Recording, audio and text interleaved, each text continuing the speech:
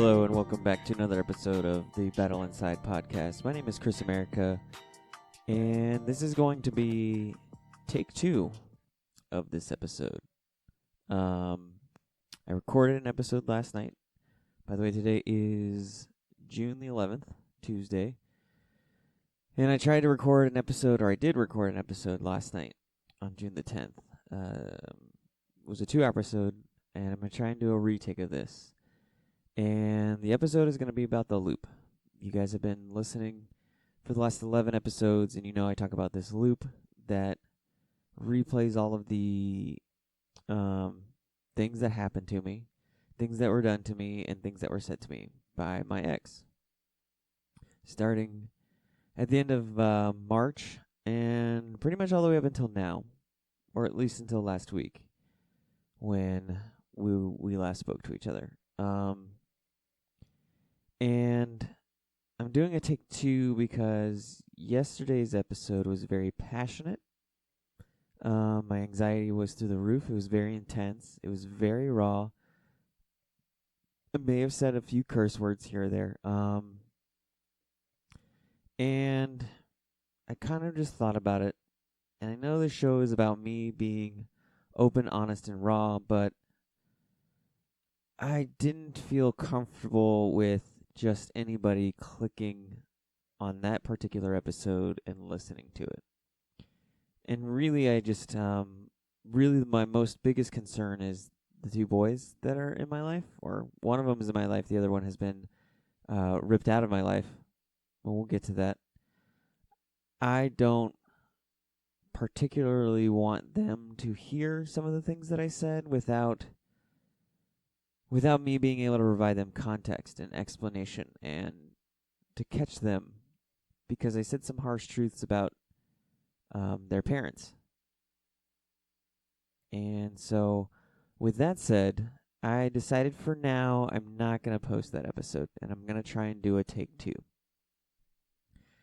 And to help me stay calm, to help me stay focused, to help me not curse so much, I decided I'm just going to read the email that I sent my ex several weeks ago when she came back into my life to say that she was sorry.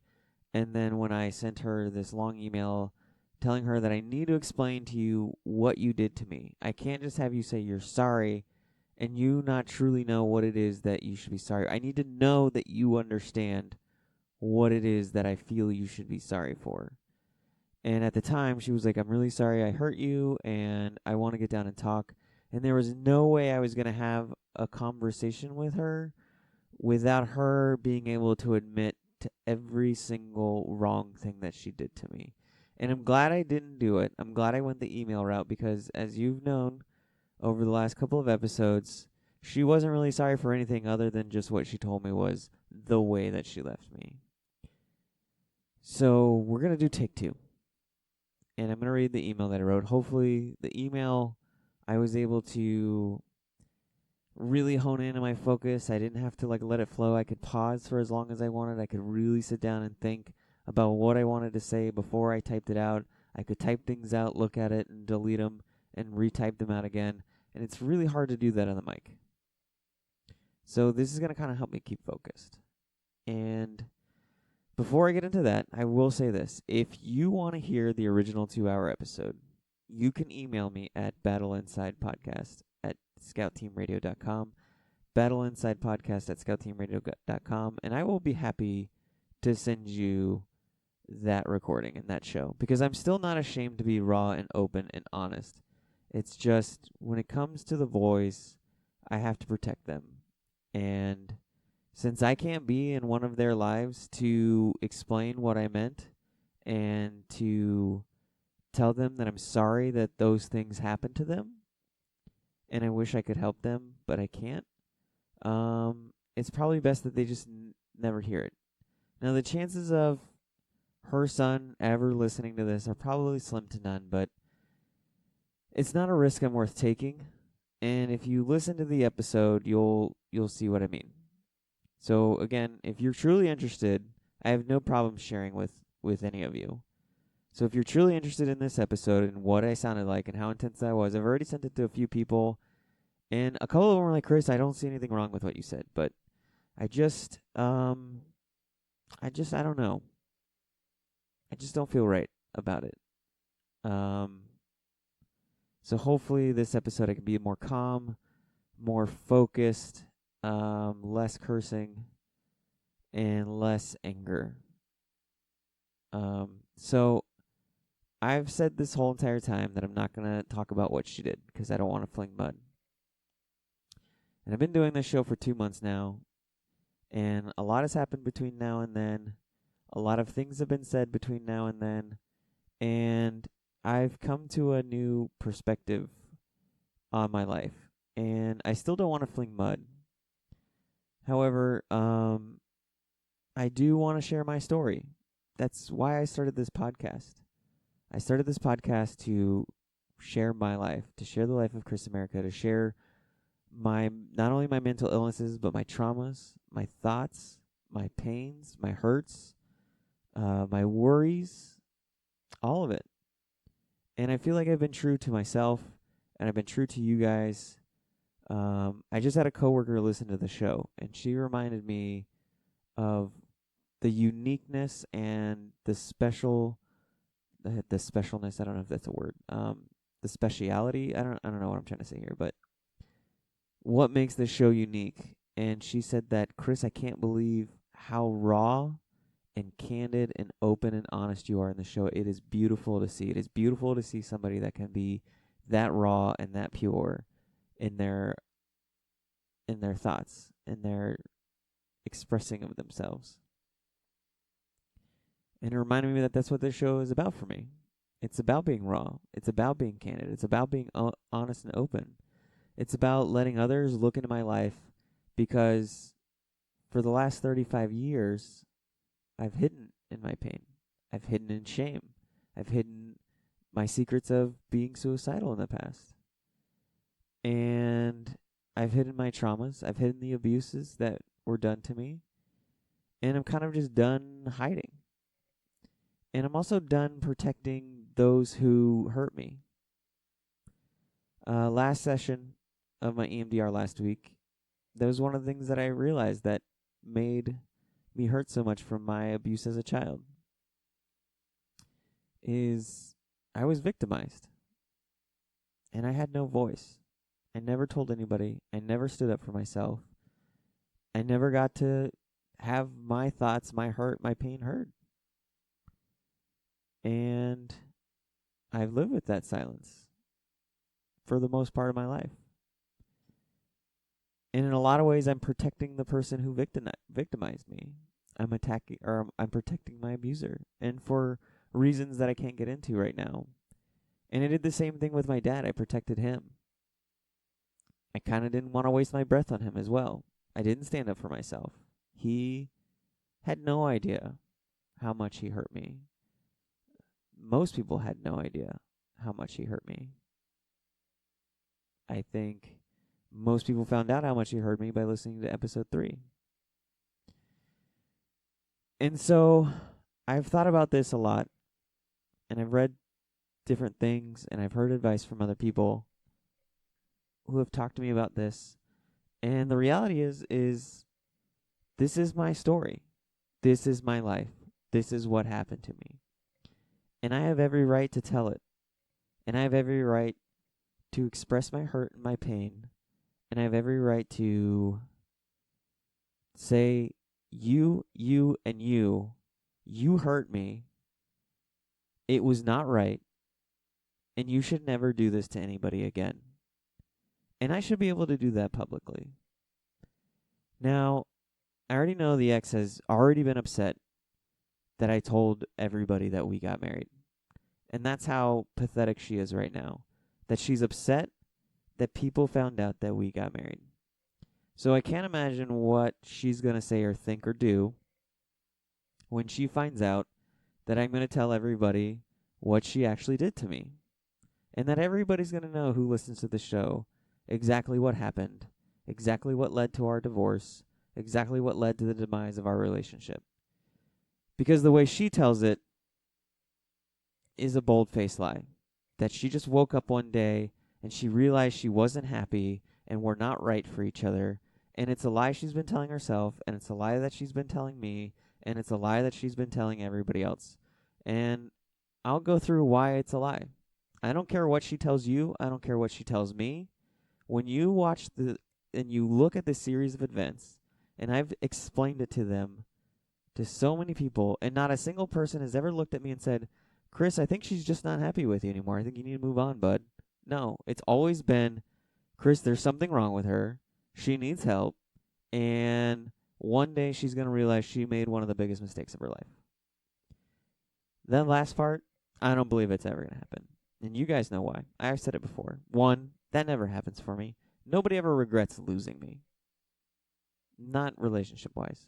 Nobody's ever come back and said, Chris, oh my God, I'm so sorry I lost you. You were such a good guy. Even though I am. And I'll explain why I'm a good guy and how I know I'm a good guy later on in the episode. But that never happens for me. And two, I think she's just lied to herself so much that she doesn't even know what reality is to ever really regret it. Like, it's become such of a compulsive liar that, you've ever talked to a compulsive liar where you sit there and you look at them and you're like, man, I think they honestly believe the lies that they're telling. Like, they're not even really lying anymore because they've told themselves the lie so much that they believe what they're saying is to be true. And that's where I know where she's at. And it's sad.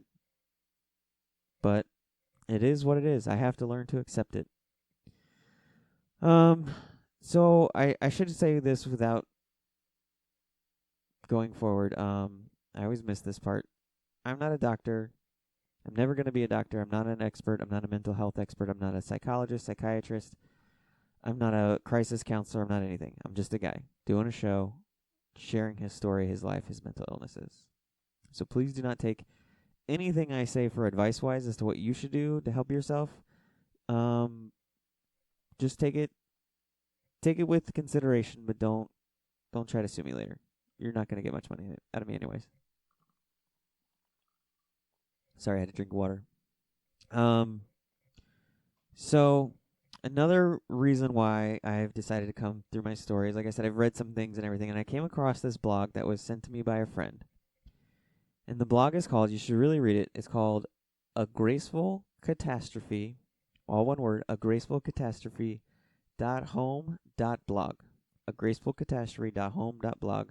A friend turned me onto it, and it's crazy how strikingly similar myself and the author of this blog are with their situations, their life, and everything going on. And I'll kind of give you an example of that right now as I pull up a picture of it. Hold on, I screenshotted something that really told me that it was okay to do this episode, that I have the right to do this episode.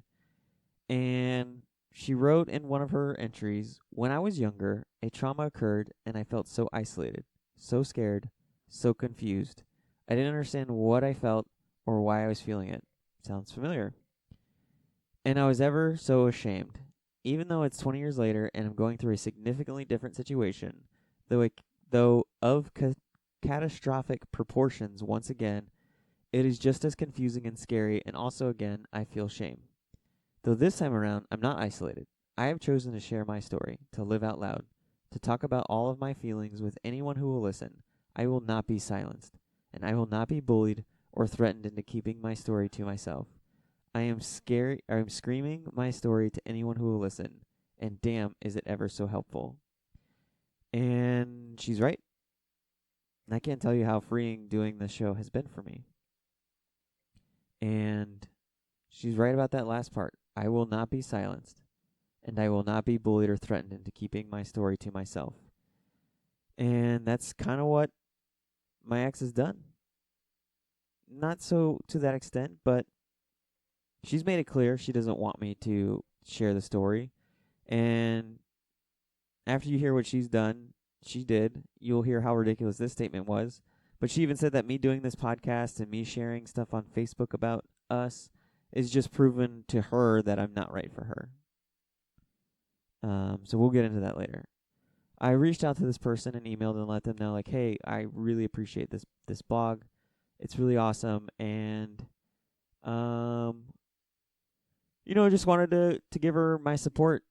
And so she responded back, and she told me before I told her I was going to record this episode, and she said, take a breath and remind yourself that your thoughts are valid, your feelings are valid, you are valid. Put that shit out there with pride, because this is your life, your perspective, your world. It is valid, and so are you. People will judge you, and it has more to do with them than it does with you. Nobody can pretend to understand what you've gone through and how you've processed it. This life is yours, and you are strong for confronting it the way that you are. Keep living out loud. And then she gave me this cool little quote that said, before you start to judge me, step into my shoes and walk the life I'm living. And if you get as far as I am, just maybe you will see how strong I really am. And so without further ado, I'm going to move forward with this episode. I'm going to share the loop. This is the loop that replays in my head and tortures me and leaves me with tons of anxiety, tons of depression, tons of everything. And it just plays over and over and over again. And this is what happened. So I'll just start with my email to Jen. And I'll probably pause and kind of explain more and go into more detail for context and background and everything. So here's how I started out with the email. After she apologized and I asked her if I could write her this email, she said yes. I said, first, I want to start this letter by saying thank you for being open to this and being receptive enough to read my thoughts, feelings, and concerns. Second, I hope right now you're reading this. I hope now as you are reading this, you are in a place where your guard and anger or any other feelings of frustration you have towards me are absent. I ask that if that is not the case, that if you are not in a place where your heart is open to me to hear what I have to say and actually take time to not only read it, but receive it fully and use it to help yourself and to help us one day mend this bridge. It has been a long month and a half since all of this started. So I want to prepare yourself. I want you to prepare yourself for a long email. This email will contain all of my hurt, all of my thoughts, all of my pain, and a lot of harsh truths I feel you need to hear and take to heart.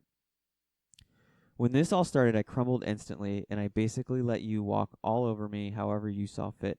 And it's taken a long, hard month busting my ass, honestly, 24/7, building myself back up, and I have a long way to go. But I have enough confidence in myself now to talk to you about these things, and please understand, when you read stuff where I'm talking positive about myself, or that I do something better than you, it's not coming from a place of arrogance, or even trying to put you down, but rather a place of me just knowing in my heart that what I'm talking about, or what I'm telling you is right, and I'm confident in my thinking and my understanding. I'm confident in a lot of things that I will talk about in this email, and again, I'm not trying to be arrogant, but rather speak in a way that you know I'm going to stand up for myself. So now where do I begin? I've struggled with this because this is where there is so much to cover. I spent an entire month not only thinking about stuff over and over again, but like I said, I've been busting my ass trying to make peace with it. So I guess I will start with the time of events and go from there.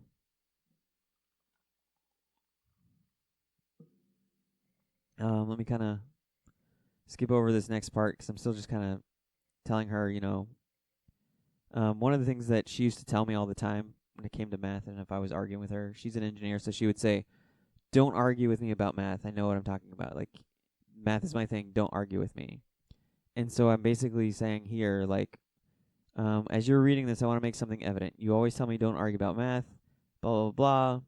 I will say this with confidence as I am about to write. Don't argue with me about people and reading them and figuring things out about them before they even tell me or even before they even know it about themselves. And you of all people know how extremely good I am at this. And you know that no one on this entire planet knows you better than I do. And there are many times where I know you better than you know you. And a lot of times that's because you've become very good at lying to yourself as a defense mechanism. So please be open-minded when I speak to things about you or anyone else, because I'm very good at knowing people, what they say, what they don't say, how they say it, and why they say it. I know how to read situations and take just a few pieces of information and know most of what the puzzle is before it's even put together. So listen to this the way that I should listen to you about math. And so I go in. This is my loop.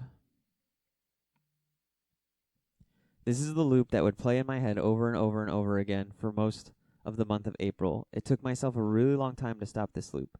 It is a loop that brings me sharp pain inside my heart. It is a loop that makes me feel utterly worthless. It is a loop that angers and infuriates me, and it is a loop that drives my anxiety through the roof. I only had one time where I considered suicide seriously, and that was on April 6th. But that doesn't mean that I haven't had multiple days or weeks where the loop makes me hate myself as a person, hate you, hate God, and just hate life for allowing all of this to happen to me. This all started with Juan. Even typing his name infuriates me. The first time you deleted the text messages from him, I knew there was a lot of trouble with our relationship, and a lot of trouble with you. But I assumed I would assume that you recognized you were wrong, you were truly sorry, and you would go get help and make our relationship work. Because that's what you've always done. Only over the last 3 years, one of the things I loved about you the most is that you always did, but you didn't. You went back to him. And as I'm sitting here reading these exchanges you two had, my heart was completely shattered, completely broken. How can you do this to me? And then when I ask you about it, you lied. You lied worse than Landon. And you lied for no other reason than to preserve yourself. Preserve yourself from shame, preserve yourself from guilt, and preserve yourself from getting into a fight with me. And then you broke down when I finally told you I knew everything. And again, I thought, okay, now she gets it. She will tell Juan, look, this was fun, but my husband and my family are more important to me than anything, and I've hurt Chris way too many times, and he's a great guy who has always been fair and honest and loving to me, and I can't do this to him anymore. But then you didn't. That wasn't your reaction. And when that wasn't your reaction, that was the beginning of many things you did to show me that I am worthless to you, that I do not matter. That preserving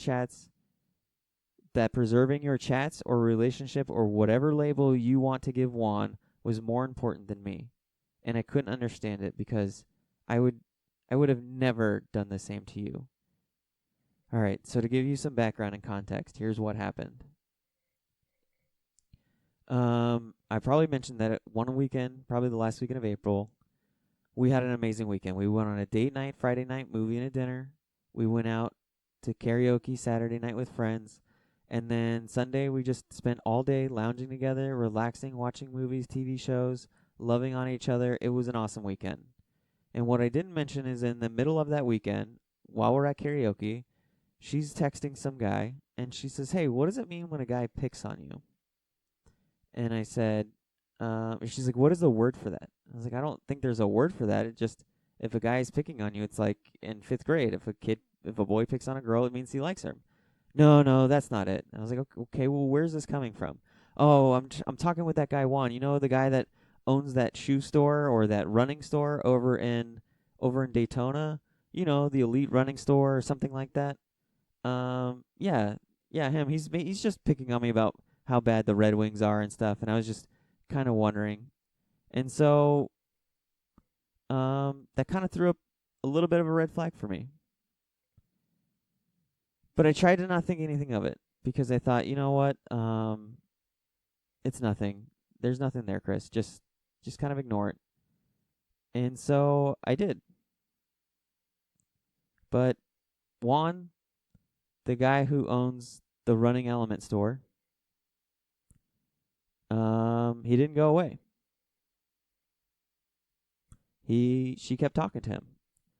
And every so often I'd kind of picked up different vibes, different things about what she would say, the way she would work him into conversation, and the way she would try to manipulate him into the conversation. And so finally, on Monday, I was like, okay, like I wasn't going to say anything Saturday because I just didn't want to make a big deal out of it. But what is going on with this Juan guy? Oh, there's nothing going on with me and Juan. He's just a guy, you know, he owns that running store, the Running Elements, and he just gives me advice on shoes, and he's just a friend. There's nothing going on there. And so I kept pressing, and it just still didn't feel right because of the things that she said, the things that was going on. Like I said, I can read people, and I know when she's lying to me, and I know when there's more to something than what's there. And this is what really pisses me off is because she knows that about me, and yet she still wants to lie. She still wants to do whatever. So finally I said, look, let me see your text messages then. And just so you know, her and I had a rule. And it wasn't a rule based on we didn't trust each other, but it was a rule on mutual respect that we are transparent with each other. Our relationship is transparent, and our relationship with other people, especially of the opposite sex, is completely transparent. And our phones are transparent, and I had the code to get into her phone, she had the code to get in my phone, and one of our rules was you don't delete text messages from other people, especially the opposite sex. And so what do I find that she's done with Juan? You guessed it. She deleted all of his text messages. And so that led to a huge fight. And it led to her saying there was nothing there. Oh, no. I said, why did you delete these text messages? And she gave me this lame-ass excuse that, I needed to preserve space on my phone. I deleted some other messages from other people. And sorry, I'm not buying it. She's only been talking to this guy, supposedly, for 3 days. And you're deleting his messages and not, I don't know, the 15 different groups messages you have with all of your running buddies that have been on your phone for the last 5 years, and they probably have tens of thousands of text messages. You didn't delete those to get space on your phone, but you deleted his, who you've only been talking to for 3 days. No, not buying it. I'm sorry. Your excuse is lame, and so are you. And so it led to a fight. And so this is kind of how our fights would go sometimes.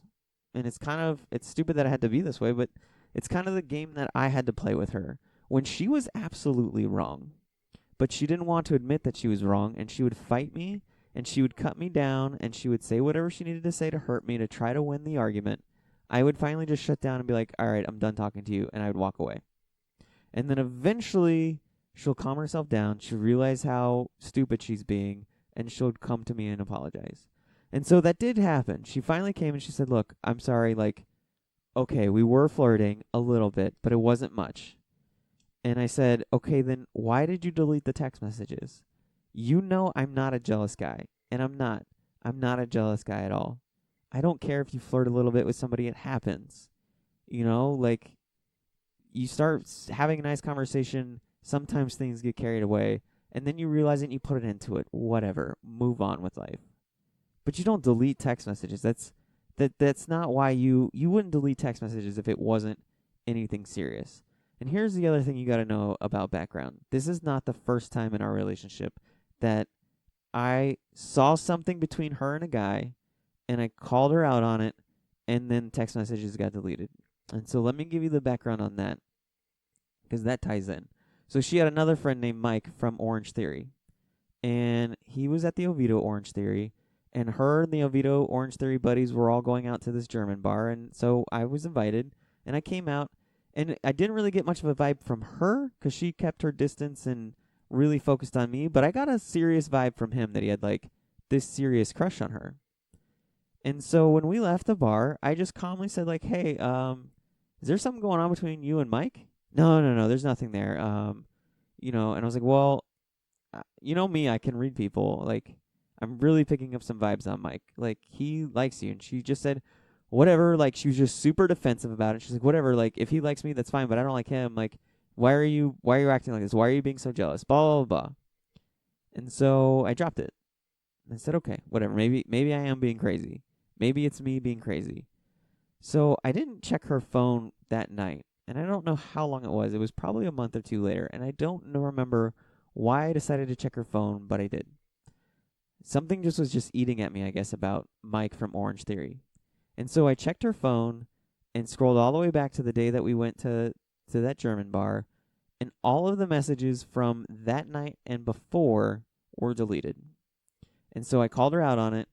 And I just got a bunch of, I don't know why. It was a long time ago. I don't know why. And so I just finally dropped it. And so now that we're up to this night with Juan, the guy who owns the Running Element store in Daytona, I was like, no, I'm not letting this one go. This is the second time you've done this to me. there is something seriously wrong with you. And so I said, look, I got to figure out a way to get these text messages. So I tried to look for a way to, like download, like cook the phone up into a computer and find a system that, I don't know, can like grab the messages that have been deleted. And so we found one and we started doing it. And she's like, okay, look, I'll tell you what was on there. Basically, him and his wife have an agreement or a contract, kind of like that stupid Christian Grey, 50 Shades of Grey, but it's different. Like, it's not that like they have this like crazy sex life. Their contract is he makes a lot of money with this Running Element store in Daytona, and she's just a housewife, and they don't really like do anything together. And so like he just like the agreement is like he makes the money in the house, and she cooks and cleans and takes care of the kids, and he makes the money, and so he gets to go out and have fun with other girls if he wants, and she can do the same with other guys. And so that's their arrangement. And so we've been flirting, and like, I would call him Mr. Gray and stupid shit like that. Like, and I'm just sitting here listening to her like, are you in fucking like junior high right now? Like the way that you're talking about this stupid guy. And then she mentioned that he had said that, if you really want something, you should go after it. And now I'm really fucking pissed at this guy, because here he is knowing that I have a relationship, that she has a relationship with somebody, and they have kids together, and you're sitting her trying to convince her to go sleep with you. And let's not get to the fact of your stupid excuse of your contract with your wife. Forget that. Let's just assume, Juan. Let's just assume that that's true. If you're in an open relationship, keep your shit away from other people's relationships. Okay, guy? Don't come in and start ruining other people's relationships. There are thousands of women in Central Florida that are single or that are in open relationships themselves that you can go and get permission from their husbands to sleep with them. But don't sit there and talk to another man's wife or another man's girlfriend trying to convince her without her husband or her boyfriend's permission to sleep with her. Get fucking real, dude. You're a fucking douchebag. All right. Sorry. So, we ended with that night with her really apologizing to me and saying that she's going to stop talking to him and that we need to work on a relationship. And I said, great. And that's when I said in the email, like, things are going to be good. So then the next day is a Tuesday. And I was off of work, and I had to go run errands, and the whole time we're having these great conversations about how we're going to improve our relationship, things we need to work on, things I need to work on, things she needs to work on, and everything, and things are going good.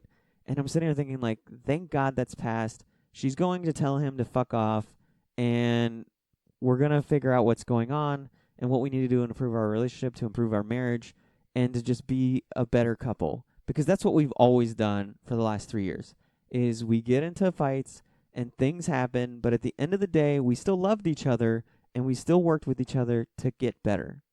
And sometimes it took longer than usual to do that, and there were obviously, I've mentioned several times, things that we never did that we should have gotten marriage counseling for, but none of it was something that you're supposed to get a divorce over. And so then comes the next day where I'm having this great conversation with her. I come home, and I think to myself, she leaves her Facebook up. Let me just go see if she's told him yet, because I've asked her and she said let me just go check. And so I go check, and not only has she not told him, but she's just having a full-on conversation with him. And she's asking about, oh, did you talk to your wife? And he says, oh, I didn't get the full details to my wife, but I told her, and she just said to have fun. And her response was, oh, I wish my husband would be like that, or some bullshit.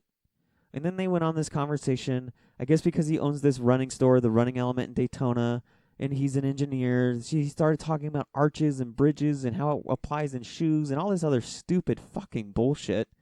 And they just kind of have a conversation and blah, blah, blah. And like, she's always like, oh, I'm at a running store. I'm going to make you jealous. I'm at another running store. And he's like, oh, toss everything down and tell him that the Running Element's way better. Although I'm pretty sure the other running store, Juan, that she was at, the owner's not looking to fuck other girls that come running to their store that are customers or that they meet at races. Pretty sure that owner doesn't go to races and find other people's wives and husbands or wives and girlfriends and try to fuck them behind their husband's back. Pretty sure that's not happening, Juan. But you are.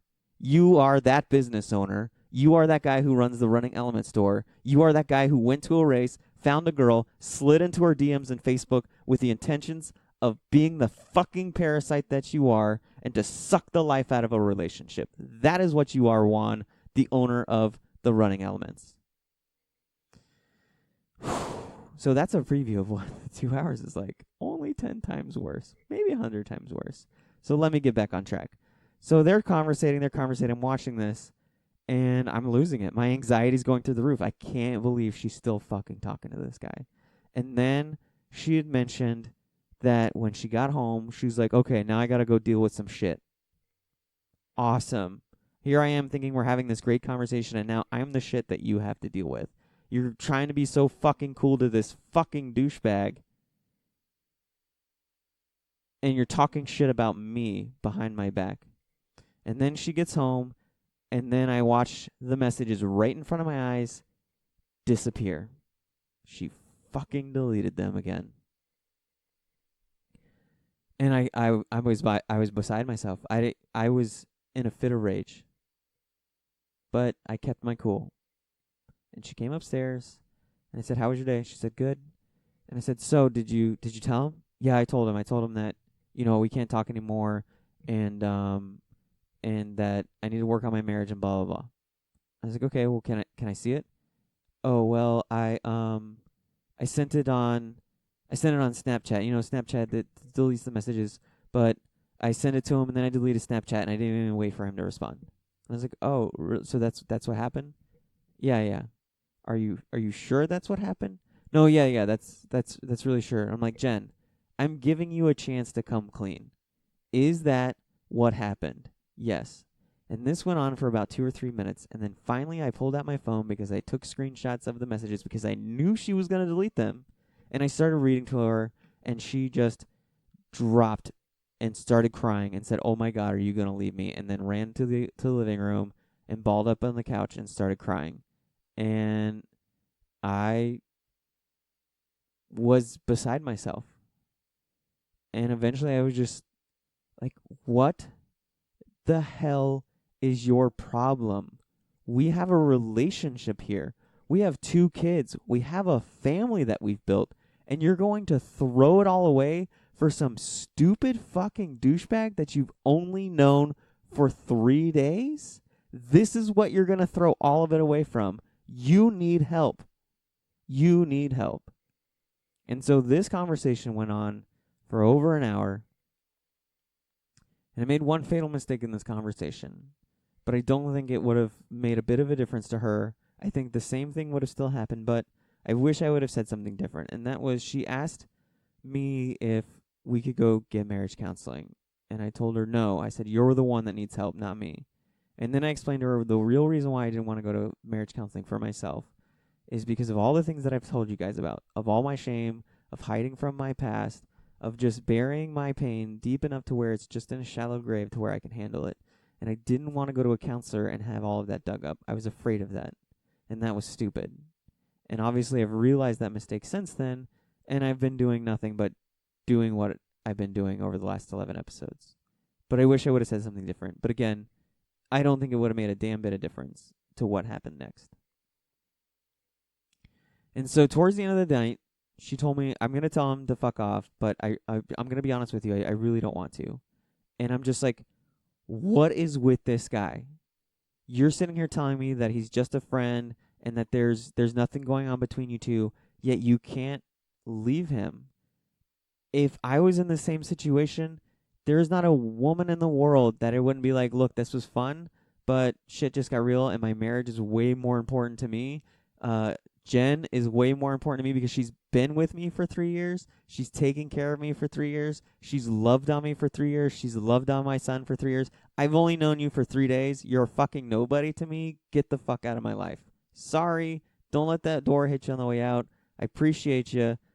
Sucks that it had to be this way, but I shouldn't have been flirting with you in the first place because that's wrong, and I should be a better husband, and a better father, and I should overall just be a better person by not fucking flirting with somebody else. My marriage and my wife and my love are way too important for that. And that's not what she did. So I told her to get help, and then she's like, I did my second fatal mistake. I said, why don't you get help? And in the meantime, why don't you talk to your best friend? Now, I'm not going to say the best friend, what her name is, but those who know her will be able to figure it out easily. It's one of her closest running friends. It's the one that she probably runs with more than anybody. And so she goes to talk to her, and I'm sitting here thinking, like, okay, she's married.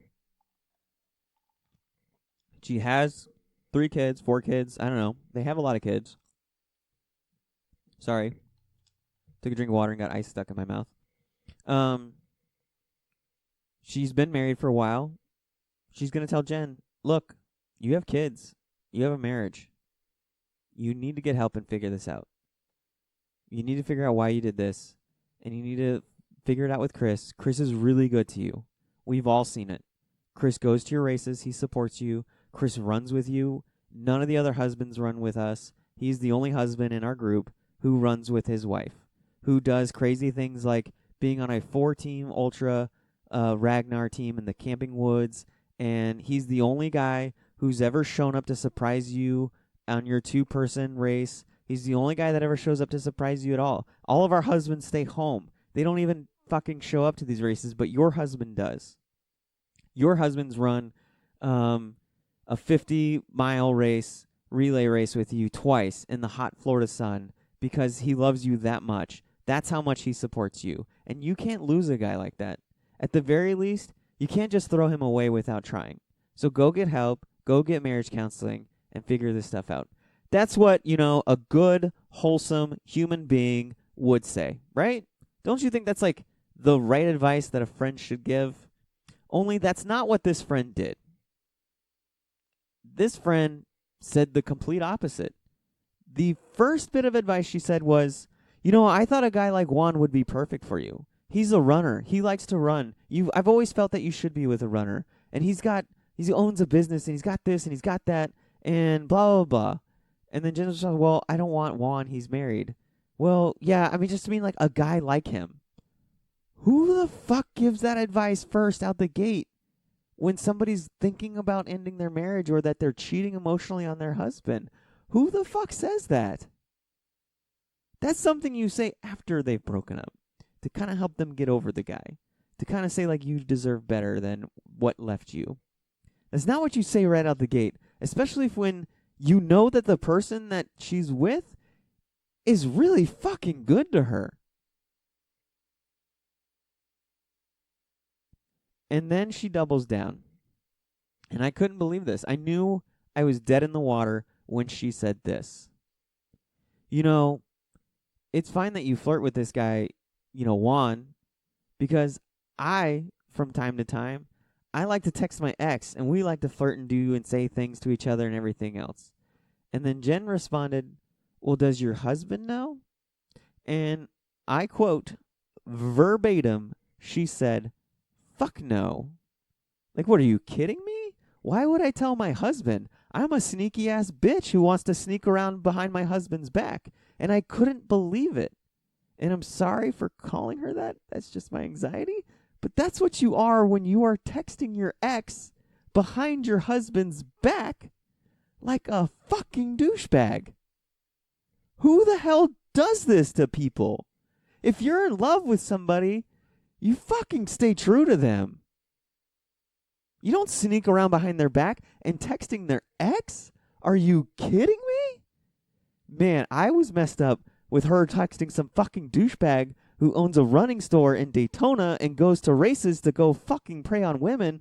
I can't imagine what I would be like if Jen had been texting one of her exes behind my back. And I feel sorry for this person's husband, because when he finds out, it's not an if, it's a when, and it won't have anything to do with me and me sharing this publicly. It's just when you do shit like that for a long period of time, the truth comes to light. You get your shit drug out of the darkness and your shit gets brought into light. And I feel sorry for him. I feel sorry for her husband, because from everything I know, he's a good fucking guy and he doesn't deserve that. And if I were to be the one giving him advice, I would tell him that same thing. And if she would come to me, I wouldn't tell her that, oh, I guess you're fucking around with your ex means that you're not happy with your current situation, so you should leave him. I would say, get your fucking shit together and work on your marriage. Because you guys have kids together. You have a family, and here you are like a fucking douchebag chatting with your ex behind his back, and now you're giving my wife advice on what to do, and you just need to shut the fuck up right now. And I couldn't believe it. If I was Jen, I would have said, wow, my friend is fucked up. I need to go find other people to get advice from, because she's not it.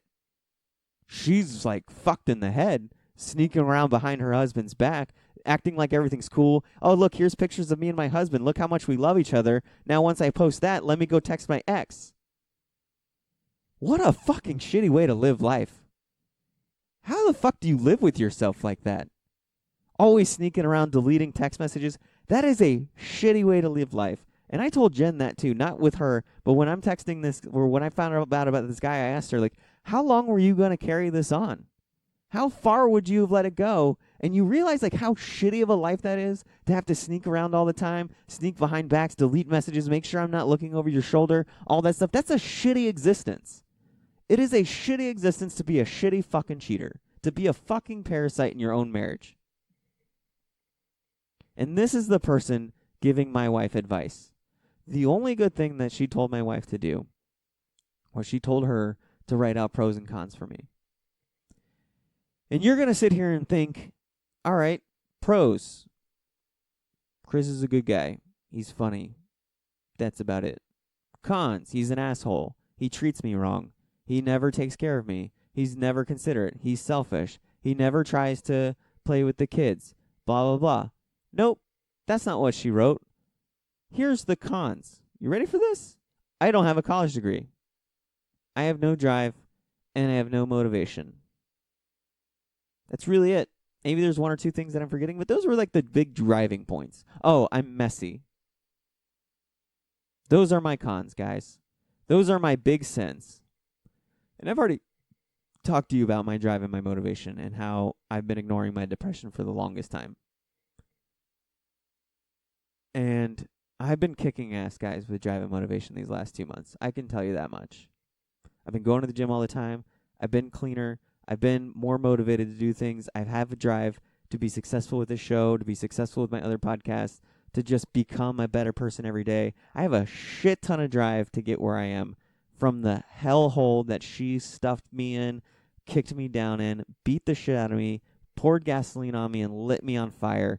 I have busted my ass with more drive and motivation than she's ever had in her entire life to get where I am right now. So those are my cons, guys. Man, Chris is a shitty fucking boyfriend and shitty fucking husband, isn't he? That is definitely a reason for her to leave him. That is definitely a reason for her to say, you're not right for me. I'm not happy. You ready for my pros? And you hear me say I'm a good guy all the time. You hear me say that. It's because I fucking know it. And it's because she fucking knows it too. Here are my pros. Has a big heart. Is really caring. Takes good care of me. Loves the kids, is good with the kids. Great in bed. Is patient with me. Is forgiving. Those are my pros. Those are my pros. You want to hear some other pros another friend told me about after she left me and why she was so surprised? Is Jen has this habit of when we're in fights of reaching down into the depths of hell to pull out the most despicable, let me cut you down to size comment she can think of, and she throws it out there, and I love her through it, and I was patient with her through it. And she always told this friend, you know, I sometimes treat Chris like shit, and he is always patient with me, he's always loving, and he's always forgiving of me, and he has such a big heart. Yeah, best friend, that sounds like the type of guy you should say, fuck him, he's not right for you, go get yourself a fucking runner. Now let me show you another reason why her advice is so fucked up and so selfish, and why you would take this advice from somebody. You have to be insane Do you notice that I said that I'm the only husband in this little group of running women that actually runs and shows up to runs and does this whole running thing? Do you know that I'm the only husband where I don't run all the time and I'm supposedly not a runner? I've run a half marathon under 2 hours twice without training. I've run a 1:55 half marathon, and this last December I ran a 1:51 half marathon. Go fuck yourself if you're going to tell anybody that I'm not a runner. And she's telling her that she should date a runner. Do you know who's not married to a runner? She's not married to a runner. She's a fucking runner. Her husband's not. Do you notice how she's not going out and getting herself a wand? She's not going out and trying to find herself the running elements wand out there. Do you realize how she's not doing that? And then here's the other fucked up situation. She's telling her, well, you must be texting this other guy because he's giving you all of these things because he makes money and all this other bullshit that you want out of a relationship. So that means you need to leave Chris. And that means that you're not happy and that you should reevaluate it. And then she said this other thing. But first, let me finish off this other thought. Do you notice how she's texting her ex? And she's not looking at herself and saying, maybe I'm not happy with my husband. Maybe I need to question my relationship. Maybe I need to go get whatever the fuck my ex gives me that I'm not getting from my current husband. Notice how she's not doing that. No, she's not. She's staying with her husband. She's keeping her family together. She's going to go ahead and continue to live the lie because that's the bullshit person she is. And I'm sorry. If that is the life that you live, you're a bullshit person. That's just the truth. If that don't sit well with you, I don't know what to tell you. People who sneak behind their husband's back to text their ex are bullshit people. You deserve whatever fucking karma comes your way. Because it's not fucking cool. It's selfish and it's disgusting. But she's not leaving her husband. And then she says another thing. She's like, oh, when I divorced my last husband, you know, I know you're thinking about the kids, but the kids will be fine. The kids will get over it. You need to worry about your own happiness. Go fuck yourself for telling her that my fucking kid's going to be okay when you don't fucking know. I love that my son is just a fucking disposable pawn to this person that I've brought to her house, that I let play with her kids, that I let her be around, that she looks at my son and looks and says, don't worry about him, Jen. He's going to be okay. Fucking worry about your own happiness. Go fucking chase this fucking douchebag. So there's your little context. Let me get back to the email.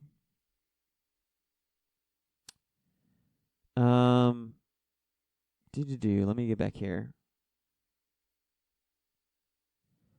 The first time you deleted my, but I assumed you went back to him. And as I'm sitting there reading the exchanges you two had, my heart completely shattered, completely broken. How can you do this to me? And then I ask you about it, you lied. You lied worse than Landon. And to give you some background story on that, Landon used to lie a lot, especially when he was in trouble. And he used to bother the shit out of her because he just kept doing it. No matter what we did to punish him, no matter how many talks I had with him, he would just continue to lie. Like if he got caught doing something, he would lie about it. And this infuriated her. And she would tell me over and over and over again that I'm not doing enough and all this other bullshit. And now here she is lying to me as a 34-year-old woman. A 34-year-old mother of two is lying worse than my 10-year-old son. And you lied for no other reason than to preserve yourself, preserve you from your shame, blah, blah, blah. I already said that. But then you didn't. That wasn't your reaction. And when that wasn't your reaction, that was the beginning of many things you did to show me that I was worthless, that I do not matter, that preserving the chats or relationship or whatever label you want to give Juan was more important than me. And I couldn't understand it because I would never have done the same to you. And so I tried to be understanding, but I was at a loss. I had no idea how to handle any of it. I didn't want to lose you, but at the same time, I didn't want to be with somebody who wouldn't give me the same love and respect back that I gave her. I told you right away you need help, and at the time you agreed, but you didn't do it. Instead, you went to him, and you went to your friend, clearly a dude, and you went to your friend.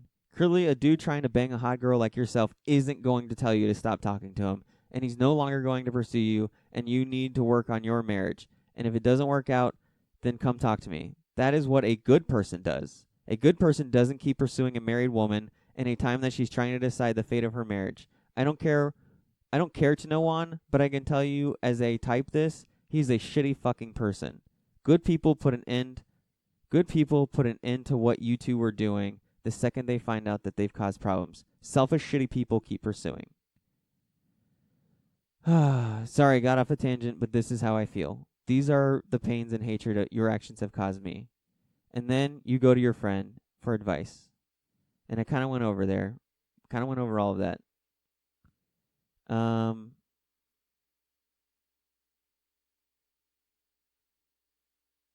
then the entire time, you're still talking to Juan and flirting with him. I didn't stand a chance. When I asked for your permission to be logged into your Facebook with you and him, you just switched messages with him over to text message or some other means of communication because you were hiding. Who knows what you were talking about? Figuring out ways to handle you asking if you can talk to his wife or whatever else. Either way, Jen, it was fucked up. It made me feel even more worthless. That again, you didn't put me ahead of him. You put yourself and him ahead of me. And it angers me because even with all my flaws, I busted my ass in so many ways to show you that I love you and care about you. And I've run multiple long-ass races to support you and show you that I love you and I want to be a part of the things that you love. And I couldn't even get the respect I deserve by you telling that asshole to fuck off while you figure your shit out. Instead, you're still sneaking around and planning and scheming how you can still flirt and keep him around and still keep me. And so all of this is going on. You start to shift focus and blame. You say, Juan and I aren't serious. He's awoken me. So to give you background there, that Wednesday, I asked her, can I log into your Facebook so I can watch you message this guy and tell him to, go away. Because I don't trust you anymore. And we need ultimate transparency right now. And so she allowed me to. And then she was like, oh, I don't know if I can do it. I don't know what to say.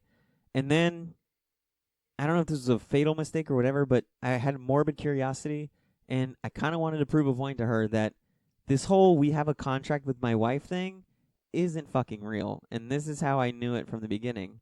Because before she mentioned about whether or not she was going to tell him to fuck off, I kind of still wanted to read these messages. So I said, hey, Juan should still have these messages. Ask him if he can screenshot them and send them to you. So she asked him, and then he says, well, that's a weird request. Fuck you, Juan. It's not a weird request. Clearly you know that I found out about you two fuckwads doing all the shit that you're doing. So stop trying to play coy and stop trying to play dumb and just send the fucking messages. And then get this. The guy that's in this open relationship, the guy who has a contract with his wife, the guy who has all this understanding that he's allowed to go have fun, the guy that's been open and honest with his wife about texting my wife or whoever, this guy deletes his text messages. Dun, dun, dun. Bet you guys didn't see that coming. I know I did. And you want to hear the reason why he deleted his text messages? Stop me if you heard this before, because he's looking for space on his phone. No way! Say it ain't so! You guys are using the same bullshit excuse! The guy that's in this open relationship deletes his fucking text messages like the same stupid assholes who sneak around behind their spouse's back. Oh, but do you think that's enough to convince Jen? Nope. It's not. No. Doug, she knows. He's a good guy. He would never lie to me even though I've only known him for 3 fucking days. So the guy in the open relationship deletes text messages. I'm never going to see these messages. That's cool. So then I get this morbid curiosity, and I tell her to text his wife, to see if she can text his wife. So she asks him, and he takes forever to answer back. And I know what's going on, because their conversation's different now. I know he knows that I'm on the other line. And now they're having these forced, contrived, scripted out fucking conversations. So I know on the other end, somewhere they're communicating back and forth about this shit. And again, I don't know how you live like that. I don't know how you can be such a fucked up person that you do shit like that. But she did. And he did. And so she asked him if she could contact his wife and say, hey, can I just, make sure that everything's cool. And then he says it again. That's a weird request. What the fuck do you mean that's a weird request? If you're in an open relationship and somebody wants to check with your wife to make sure it's okay that they sleep with you, you should be used to that by now. Because I know people in open relationships, and that's just what you fucking do, you asshat. And so then he gives her permission to message her. And she messages her, but she doesn't ask her at all. She never once asked her. And then she said something weird like, how's your son feeling? Because she took her son to the doctor the day before. And I was like, how the fuck did she know that? And then she's like, oh, it must have been Instagram. And then she's like, you need to get off of this. And so she kicked me off. She found her excuse to kick me off. Because she wasn't going to ask the wife. Because deep down inside, she knows what I know. And that is that the wife has no fucking clue. And that Juan is full of fucking shit. That's what everybody who's listening to this story knows. And let me tell you something. I should have started out with this. There's not a single thing I'm telling you that's a lie. There's not a single thing I'm telling you that is a stretched truth. Everything that I'm telling you is exactly what happened. I do not need to lie like Jen needs to lie. Why? Because the truth is already fucked up enough. And so I called her. And I said, can you at least just put this guy on pause? I guarantee you, Jen, this guy is like every other cheating douchebag out there. All he cares about is fucking you. And if you put him on pause, I guarantee you he will be around for you to fuck if you and I don't work out. He will be there for you. It's not like you're going to miss an opportunity and the golden ticket to go see Willy Wonka in the fucking chocolate factory. He'll be around. Because that's what assholes like him do. If you wait a month, 2 months, fuck, you can wait 5 years. As soon as you message him and tell him you're interested, he's going to be ready to come swoon his way back in and cheat on his wife like he's doing now. Because he doesn't fucking care about you as a person. He doesn't give a shit about you. He just wants to fuck you. And then when he's done with you, he's going to dump you like the piece of trash that he thinks you are. Because that's what fucking narcissistic, sociopathic assholes like him think. That's what fucking parasites do. And that's what Juan is. He's a fucking parasite. And so, after that, she had said that, oh, Juan awoken me. I don't want to be with him, but he awoken me to how unhappy I am with you. And I said this to her in the email, but he didn't awaken you, Jen. The self-preservation you have in yourself that shifts blame and guilt and shame was awoken. You wanted Juan, period. And you weren't going to stop until you had him. And that became clear to me when I called you that Thursday and asked if you could at least put Juan on pause. Tell him, dude, give me like 2 weeks to figure out what I have going on, what I'm going to do with Chris and my family, and I'll go from there. But you said no, because you already made up your mind what you wanted. And now you couldn't just be the woman who left her husband for a married man and a fling. And the dark side that does exist in you came out. That side that whatever Jen wants, Jen gets. And you get to go to your parents and find clarity. And you didn't go to your parents to find clarity. You just went there, or you just went to your parents because I didn't want you around. That weekend you spent still texting him, still flirting with him, and then making up excuses as to why you should end the relationship without a fight. And when you returned with your resolve, I knew it was over. But it wasn't over. You were only beginning. You didn't just leave it at that. You couldn't. You knew if you were anything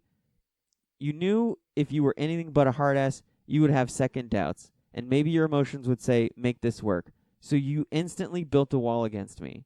One thing you said that Sunday that we were done is you said, I don't want to be in a relationship. I want to be single. Told me everything I needed to know. You said on multiple occasions you can't be with two guys at the same time. And I was in your way of enjoying whatever you and Juan were. And so I needed to go. And so you did. When I heard you say that, I knew everything I needed to know. I didn't need your friend to tell me that you made out with him. I didn't need to hear you talking about how he's just a fling and it's what you need right now and look how hot he is. I didn't need to hear any of that. You said it loud and clear when you said, I just need to be single, that you were glad that I'm out of your way. You told me we are done, and now your conscience is clear to do whatever you want with Juan. And that's what happened. She pursued this guy. She went around openly talking to her friends about hooking up with him and all this other stuff. That's what she did. And then she made out with him. I don't know what other stuff she did with him. Don't really fucking care anymore. It's fucking gross. She's running around chasing a fucking married guy. She didn't even wait for the body of our dead relationship to get cold to go fuck around with this guy. And then she's going to tell me over and over and over again, Juan had nothing to do with it. So I'll continue. It wasn't just me realizing you made the choice to pursue Juan over working on our marriage that day by saying you just want to be single. It was then shifting all of the blame on me. It was telling yourself and me you're not happy with this relationship that you started. It was telling yourself and me you're not happy with this relationship, that you settled, that you need more out of a man, that you needed to find true happiness with someone else, and that in such a short amount of time, you figured all of this out. This was fucking 5-6 days for her to figure this out, for her to decide that the marriage that she's been in for 3 months, that the family she's built for 3 years is not enough for her. That you made a clear and conscious decision, and then you hurt me even more by downplaying our relationship and my relationship with your son. And I couldn't argue with you. I tried to get you to tell me if you've cried or remembered the things that you loved about our relationship, and you started doing that and started crying, and you realized this, so you pressed it down and said, this isn't healthy. When in reality, you were really trying to keep yourself from going back on your decision. You were bound and determined to make sure you followed this all the way through at any cost. But my self-worth was completely gone.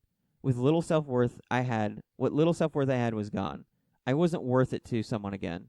Everything I did for you the last 3 years, everything I did for your son, the love I gave you both wasn't good enough. And Jen, it's not the fact that you decided that we weren't meant to be together that made me feel this way. It's the fact that you didn't do anything at any moment to consider me or the boys in any of this. You only thought about Juan and what you wanted. And I wasn't worth fighting for. I wasn't worth it to you to stop talking to Juan. I wasn't worth it to you to go talk to a therapist about all the other stuff that you had going on inside of you. I wasn't worth it to go get marriage counseling. And a month and a half later, I have the confidence now to say that I was worth it. And I never didn't have confidence in this, but the kids were worth it. I never didn't have confidence in this, but the kids were worth it. If you didn't owe it to me, you owed it to the kids. So before you move on from this first week, I want to say you're half right. You didn't leave me for Juan. But if Juan wasn't in the picture and you had these feelings of doubts in our relationship, you would have done all the stuff I listed. I know you would have because I know you would have because I know you. But for whatever reason, you needed to have this guy. And this is where my expertise draws a limit. I don't know why you became so obsessed with a pretty unattractive guy who is most likely cheating on his wife, and all he owns is a shoe store that will most likely go bankrupt one day because people don't shop at stores anymore. They go to fucking Amazon. But I don't know what it was that made you do that. I know you have a pattern of this, though. You know you have a pattern of this, and I hope you and your therapist are able to figure it out, because what you did, Jen, in March and April, and what you've done in the past is not healthy. It's not healthy for you, and it certainly is not healthy for your son. Yeah. Just so you know, this isn't the first time Jen's been in a relationship, a sexual relationship with a married guy. This isn't the first time she's befriended the married guy's wife. How disgusting do you have to be of a person to not only sleep with another married person, but then friend their wife and be nice and kind and smile and give them that shitty fucking fake-ass personality while you're shaking their hand or hugging them or saying it's so good to see you, while you know in the back of your mind the second she's gone you're going to fuck her husband? How fucking disgusting are you? And I feel stupid because I knew that she had done this, but I thought she had outgrown it. She had told me she regretted it. And here she is again in her life, chasing after another married woman and talking to his wife, befriending his wife. Like, how narcissistic and selfish and a sociopath do you have to be to not only sleep with a married man, but then befriend the poor woman that you're cheating on her with, or that he's cheating on her with. I don't know, that didn't make sense, but you get what I'm saying. How do you do that? And how do you live with yourself? I don't get it. Where do you draw the line of your selfishness? That is who you are. And it just infuriates me that you did it to me too. That I'm the other guy, that I'm the fucking idiot. I'm always the person that looks at a person's past, and as long as you tell me you regret it, and you learn from it, and you've grown from it, I give that person a chance, and I trust them. And that's what I did with Jen. Only, I guess she lied about regretting it. I guess she lied about learning from her mistake. I guess she lied about growing from it. Because clearly here she is, 7 years later at 34, doing the same fucking thing. And she did it to her college boyfriend. She left her college boyfriend to go be with her son's dad. Right away, just started cheating on her husband or her ex-boyfriend and went with her ex-husband. This is her pattern. And she thinks she's making good decisions, and she thinks she's being healthy, and she's telling everybody she's doing what's best for her. And this is where I get to the point where I said, you're lying to yourself. You are saying that you're making good decisions and healthy decisions, you're doing what's best for Nicholas, when all you're really doing is just repeating a shitty pattern that you've had going back to college. And this is why it just drives me nuts, because this is what I think about. I'm hurt, and I'm angry, and I'm frustrated. And I said, you always lose it when I tell you. Okay, so I said, but I don't know what it was that made you do that. I know you have a pattern of this, though. You know you have a pattern of this, and I hope you and your therapist are able to figure it out. What you did in March and April, it's not healthy for you, and it's certainly not healthy for your son. And I'm going to put a disclaimer. You always lose it when I tell you you're doing something wrong with your son as a mother, but you have no problems telling me all the time where my weaknesses are as a dad, and that's true. She told me all the time, I'm the only person that cares about your son. You don't care about your son. You don't do this. You don't do that. You don't care about your son. You don't care about little America. And the second I try to tell her something about her son, oh, she loses it. She fucking loses it. And here's one of the ways that she loses it. One of the other things that she did, remember how I told you she's passing blame on me? It's because I don't have a job. It's because I'm messy. It's because I don't have a college degree. All of these things that she's blaming me for as to why she's leaving me, because the reasons why she's not happy, she also told me, and listen to this shit, that she needs to spend more time with Nicholas because she's been spending too much time focusing on Landon and his struggles with school. Do you know how many times this woman has not been around on the weekend that she has her son? She only gets her son 1 weekend a month during the school year. Do you know how many times she's missed out on a Sunday afternoon, a Sunday morning, and late afternoon because she's signed up for a race? And she wants to tell me that my son, she wants to blame my 10-year-old for why she hasn't been spending time with her son. And do you know how many times she went out that next week after she told me she needs to spend more time with Nicholas? She went out twice that week with different friends to go hang out and have drinks, while I stayed at home with the boys and hung out with her son and spent time throwing a football with him and playing Madden, because that's what I always did.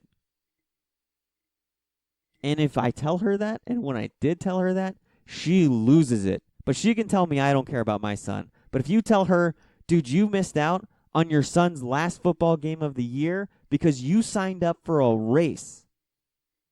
Yeah, that happened. The last weekend that I was living with them, that she had Nicholas, we were supposed to go to one of his football games that his dad signed him up for. And it was our weekend with him because that was the only time his dad would allow us to be there. If we would have shown up on his weekends to watch their son play football, he would have pulled his son out of it. That's the kind of shitbag this guy is. But we won't go into that. No. Where was she when I'm driving 55 minutes to an hour all the way across town in the rain to see, just hope that maybe the rain will stop and they won't cancel the game? Where is she at while I'm taking her son to the only football game that she was able to go to this past football season? She signed up for a race to pace. Because that's what she does. Racing and running comes first. But she wants to blame my 10-year-old son as to why she doesn't get to spend time with her son. Unbelievable. And you know what else she did? While she's talking about how she needs to spend more time with her son? Oh, that friend that told me that she made out with her, or made out with Juan, the married guy who owns the Running Elements store in Daytona, she told this friend, oh, I can't wait to go see him. He's going to be at a race. I'm going to go see him. I'm going to bring Nicholas. You're bringing your son around the fucking douchebag that you cheated and left your husband for? And you've only known him for 3 weeks. You're bringing his son around? And when I called her out on that, because I got permission from the friend to call her out on that during the marriage counseling about all of this stuff, she's like, oh, no. I didn't do that. I went to the race and Juan happened to be there. You know the difference between Jen and this friend that told me these things? Is the friend that told me these things never tells a lie. Ever. This is probably the most trustworthy person I've ever met in my life. She will tell you things that are uncomfortable, that she knows you don't want to hear, but she'll tell you them because she is an honest person. Do you know who's a lying POS right now in my life? Is Jen. So who do you think I believe? The one who left her husband so she could go chase down this other married guy, and that, oh, Juan just happened to be there? And then she said some other BS. Well, my son got to run in the kids' dash. Her son hates running. Doesn't like doing it. That wasn't for him. That was for her. And that was for her to go see Juan. Because on the next weekend that she had her son, after she missed her son's football game, which did get canceled, but she still would have missed it, she's taking him to a race to go see some married guy that she wants to have a fling with. Let me get back to the email.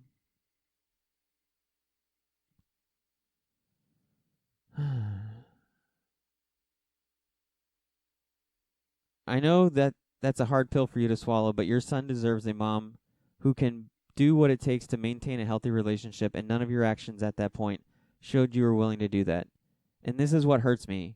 You used your son as an excuse. You're doing what's best for your son. But you weren't, Jen. You were doing what's best for Jen. Best for your son was keeping his home life stable while you figure out what's going on with you, your husband, a man who has been a major positive influence in his life and loves him to death, and for the boys through counseling. If then, and only then, you actually did all that when we both could have walked away telling the boys we tried all we could and we love them and we're sorry we couldn't work it out. That is what is healthy. That is what doing what is best for your son. And so I was extremely mad at you for you using your son not only as an excuse, but then ignoring my pleas to let us try for the boys. I said earlier, don't argue with me about the long-term effects it has and how if you truly knew, Jen. Okay, I said earlier, don't argue with me about math, and I'm going to say it again. Don't argue with me about having a family torn apart and what's best, the best way and wrong way to handle it. Don't argue with me about the long-term effects it has and how if you truly knew, Jen, if you truly felt what I felt when I'm thinking back to what it did to me, you would have gotten that help. But you didn't know, and your wall was so high against me you didn't care what I had to say, and so it frustrated me. And then the way you told your son, without me there, without preparing me for it, without trying to ask my advice the best way to handle it, if you did it the best way to handle it, you did what you had been doing this entire time, doing whatever you wanted with zero regard to me and the boys. And when you came down and told me, I was crushed. My heart was broken all over again. My heart broken because I wasn't even given the opportunity to be there for him, to tell him that I love him right away and I'm sorry. I had to go back upstairs and tell him again. And again, going back to don't argue with me about reading people. I will tell you what I saw from your son, and that is what I've seen time and time again over the 3 years of helping you raise him. He took all of his pain and broken heart and tears and he shoved it all the way down, and then he tried to play a game to help finish off all the bad feelings, and sadly you obliged him. But in a way, that's what you do too. I need you to know that I hurt for your son every day. I know I wasn't perfect with him, neither of us were with each other's boys, and I do regret not showing him more that I love and cared for him, but I was worried about confusing him and his feelings for his dad, so I kept a distance more than I should have. But I do love him, and I do hurt for him every day. Honestly, if there's anything I could take away from this long email, it's everything I'm about to tell you, and I wish I was more open to my hurts and pains with my dad so we could use it to help you understand more and to help your son. Your son has a lot of pain and hurt and worthlessness and self-doubt and frustration buried inside of him. I'm not trying to scare you, but you already know how bad your douchebag ex is for your son, and there are probably lots of things we don't know about that your son has buried away. I'm not saying physical abuse, but the way Jackass operates is to cause other people to feel worthless and unwanted and self-doubt and pain. When I was watching the belt promotions and your son messed up and started getting upset, it finally clicked for me. Your son doesn't have a problem with failing because he doesn't like it. It's frustration of pain. When he was upset, I saw so much pain. And I know some of that pain is because I'm gone, because Landon is gone, because the family doesn't exist anymore. Even with all our flaws, we were a better home for your son. We were his safe space. We were the home who loved him, and now that's gone. And I know without any doubt your home without us is still great and loving and safe, but after you told him, he shoved that pain all the way down, and I do hope he's getting some help because take it from me, the one 6-year-old boy who was sexually abused and then pushed it down and didn't tell anybody for years, and the 13-year-old boy who had his dad ask how old he was on his birthday, to the 16-year-old teenager who drove to see his dad even though he hasn't really heard from him in 3 years. You push it down and you make yourself happy, but you're never happy. These pains will always linger no matter how much you suppress them. This is one of the most frustrating parts about this whole separation, is that she constantly said, I'm doing what's best for my son. I'm doing what's best for my son. I call her ex-jackass. That's my term of endearment for him, because that's what he is. He's a jackass. And I'll explain to you right now as calmly as I can just how much of a jackass this guy is and why I get so hurt and so painful, and I hurt so much for her son.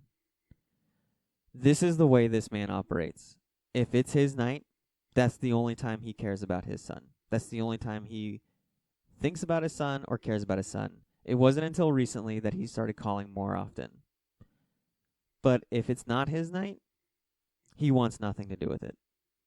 Does he go to, say, a blue and gold banquet to see his son get a promotion in Scouts? Nope. Does he go to, say, karate on a Friday night to see his son get his belt promotion? Nope. Was he at the chorus event this past April? Nope. Has he been to anything his son's ever had at school? Whether it's a school fair, a school function, a scouting trip, a camping trip, has he chaperoned for the class or has he done any of this stuff? No. Father-son breakfast? Nope. Can you take a guess who's done all of those things for the last 3 years? Just take a guess. I'll give you one. It's the guy who's been telling you he loves this kid like it's his own. I was his cub master. I was at every single one of his scouting events. I would have gone on camping trips had he been allowed. I think he did go to one. Not only did I do all of that stuff, but when we first started dating and she used to read to the boys, now the boys read to themselves, and we didn't have my son, and it was just me, her, and her son, number one, that's what I did. I hung out with them at their house when I didn't have my son. I could have just been like, hey, I don't have my kid, so I'm out. No, I was there. And not only that, but when it came to reading time, I was in bed with him. I wasn't on the couch all the time watching TV waiting for her to be done so I can be with my girlfriend. No, I was in the bed reading with them. I was always spending time with him, with or without my son there. I have been a better father to this boy than any other man in his life. Better than his grandparents, better than her last boyfriend, and better than his own dad. Because you know why I did that? One, because I loved the hell out of him. And two, because I was that boy. I was that boy that my dad never paid attention to. I was that boy that didn't have the dad show up to my events, that didn't go on campouts, that was never, ever there for me. And I always wanted that stepdad to step up. And so I was going to be that for him. I was that for him. Not only did I do that, I did just mundane things. Like, if Jen had a headache and was super tired, there were multiple times when I didn't have my own son that I told her to take a rest, go take a nap, and I'll take him to scouting. I'll take him to karate practice. I'll take him to do this. I'll take him outside and play football. I'll take him outside, or I'll put on the Xbox or the PlayStation, and we'll play Madden together.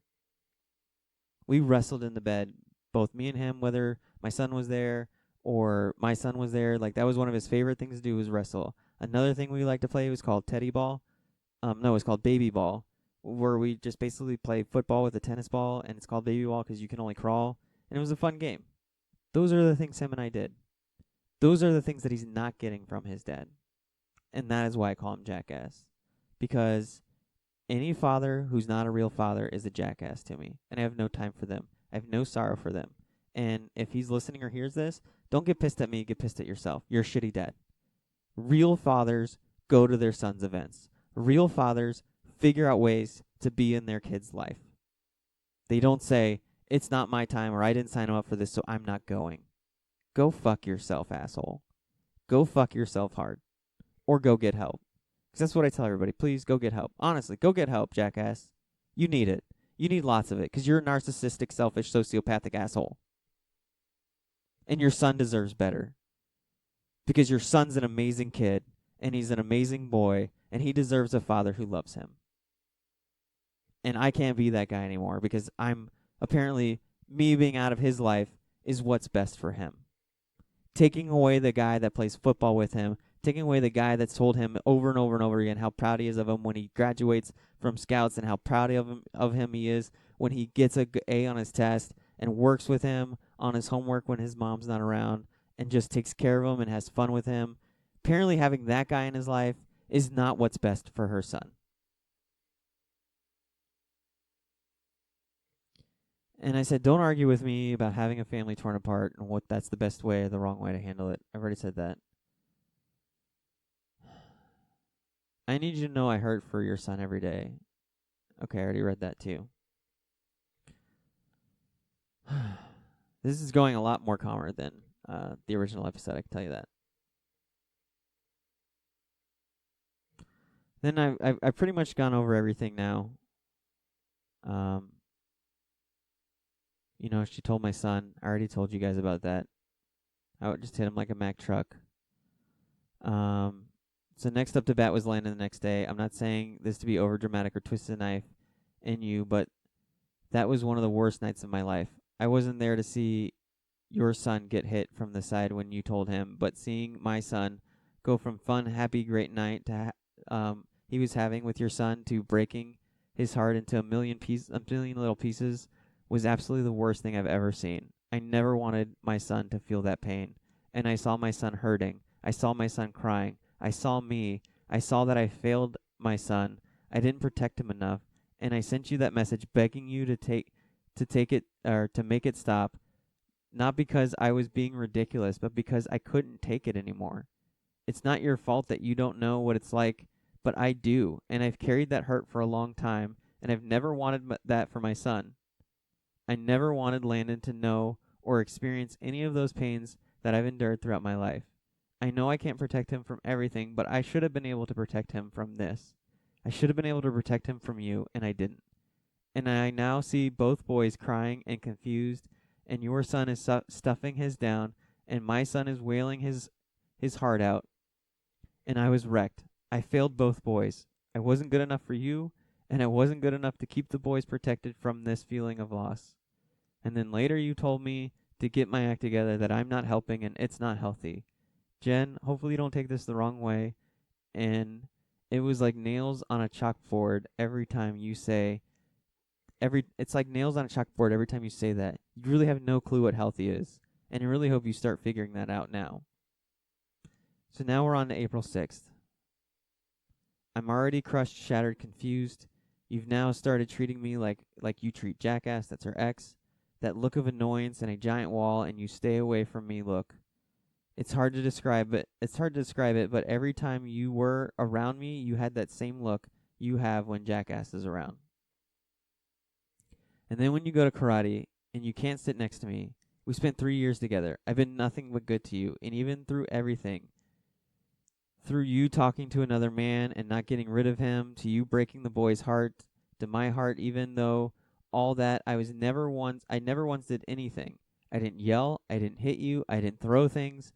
I did nothing but treat you with respect and care, and you couldn't even sit next to me. And then it became clear why. You were texting Juan, and you didn't want me to see. I made the point to you, so you finally sat next to me. I made that point to you that you weren't sitting next to me, so then you finally decided to sit next to me. Then Juan texted you, and you checked your phone, saw it was him, and saw I was looking over, and you hid your phone again.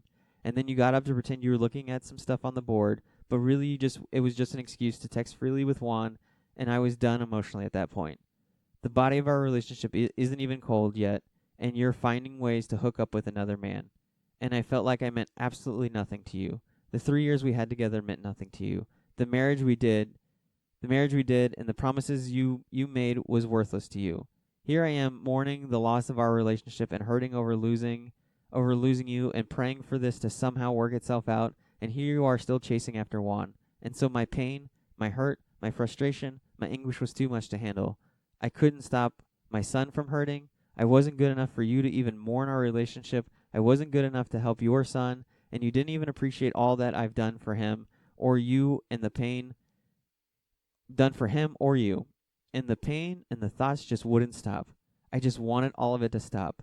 I wanted to stop thinking about the boys hurting and how I failed them. I wanted to stop thinking about you and Juan together. I wanted to stop thinking about you not caring even a little bit about me enough to at least mourn the relationship to where you couldn't even think about being with another man. You know my sex drive was completely killed for an entire month after all this because the thought of being with somebody else just sickened me. And I couldn't fantasize about you because it was too painful, and so I needed it to end. I reached that dark place I've been to before, and I started Googling ways to kill myself. With Landon and you and your son and Landon's mom there, I'm finding ways to end it. Because at that time, everyone was better off without me. I told myself so many lies. My negativity and worthlessness did. Yes, Landon would be devastated, but he would be free from a dad who is too fucked up to raise him right. He would be free from a dad who can't, for the life of him, keep a relationship no matter how hard he tried. And I would think about you and how you didn't give a shit about me. You told me all this time you weren't going anywhere, and you did, without even an ounce of a fight. And then I just thought, no surprise there, your own dad didn't even think you were worth fighting for. Why would she or anyone else? And I thought about having to rebuild my life all over again from nothing. And I didn't have the energy. I didn't have the emotional and mental strength. I just wanted it all to stop. And so I got home and I counted my pills and I was scared. I was scared because I really wanted to do it. And then I started thinking about everyone, and I thought about you getting home, walking up the stairs, and you finding me on the ground. Would I be dead by then? Would I still be alive? What would your reaction be? Anger? Regret? Guilt? Honestly, at the time, I didn't care. You didn't care about me, and I should stop caring about you. I settled on the fact that you would just be angry with me. You wouldn't have missed me. That was the thought then. And then I thought about Landon, my mom, your son, my sister and brother, my friends. I thought about the church. I thought about the church my funeral would have been in. I knew it would be packed full of people, people who love me, people who care about me, people who would feel immense amount of pain for me doing it. And I'd see people one by one going up and share what I meant to them, how happy I made them, how happy I made them laugh, how I would do whatever I could for them, how big my heart was, and how much I loved life. That they were sad my mental illness finally beat me, that I lost my battle with my demons. And I thought about my son, and how I would be just like my dad if I left now. Only it would be worse because he would never have the hope of me coming back. And so if I forced myself to take a shower, forced myself to go get something to eat, and told myself if I just make it back to my friend's house where I was staying that weekend and take a couple of Ativan and go to sleep. And when I come back, I was still in such a dark place, and I didn't know how the night was going to end, and I was scared and lonely and afraid, and I didn't want to reach out to you because I knew 100% that the reaction you gave me was going to be the exact reaction I would get. But you were the only person there, so to give you a little background story, I went back home to get a remote for my Amazon Fire that I took. And she was there, and I was just in a desperate, dark place, and I needed somebody to talk to, and I said that I'm in a dark place right now, and she gave me a deadpan look, kept eating her food, kept looking at me, looking at TV, looking at her bowl of food, eating it, without a single fucking care in the world, and said, well, then you should probably go to your mom's. And that was it.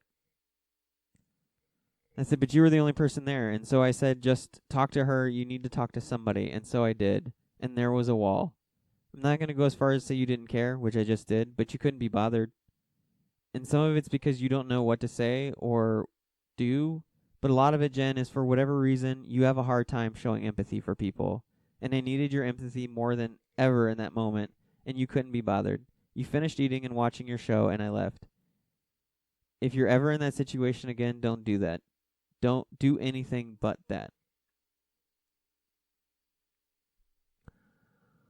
And I think you guys know the rest if you've listened to all the shows. If you haven't, go to scoutteamradio.com. Click the Battle Inside page, and you'll see all my episodes there.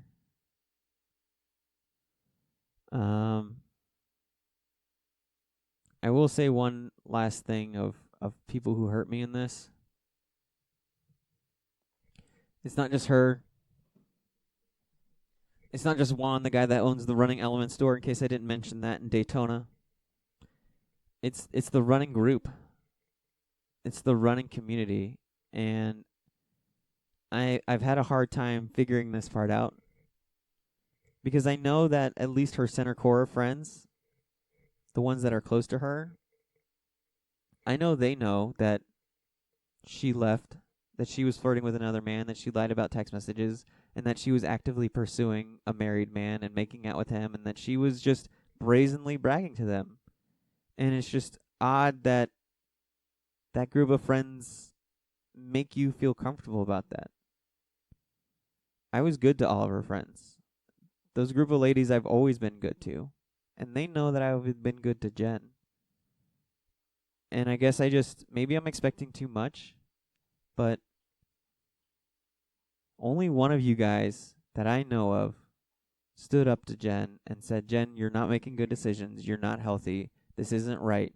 If this guy is telling you that he has some open relationship with his wife, he's probably lying, and you shouldn't be doing this. You just left your husband. You just left a guy who's been good to you for the last 3 years. You just left a guy who's the best father your son has ever had.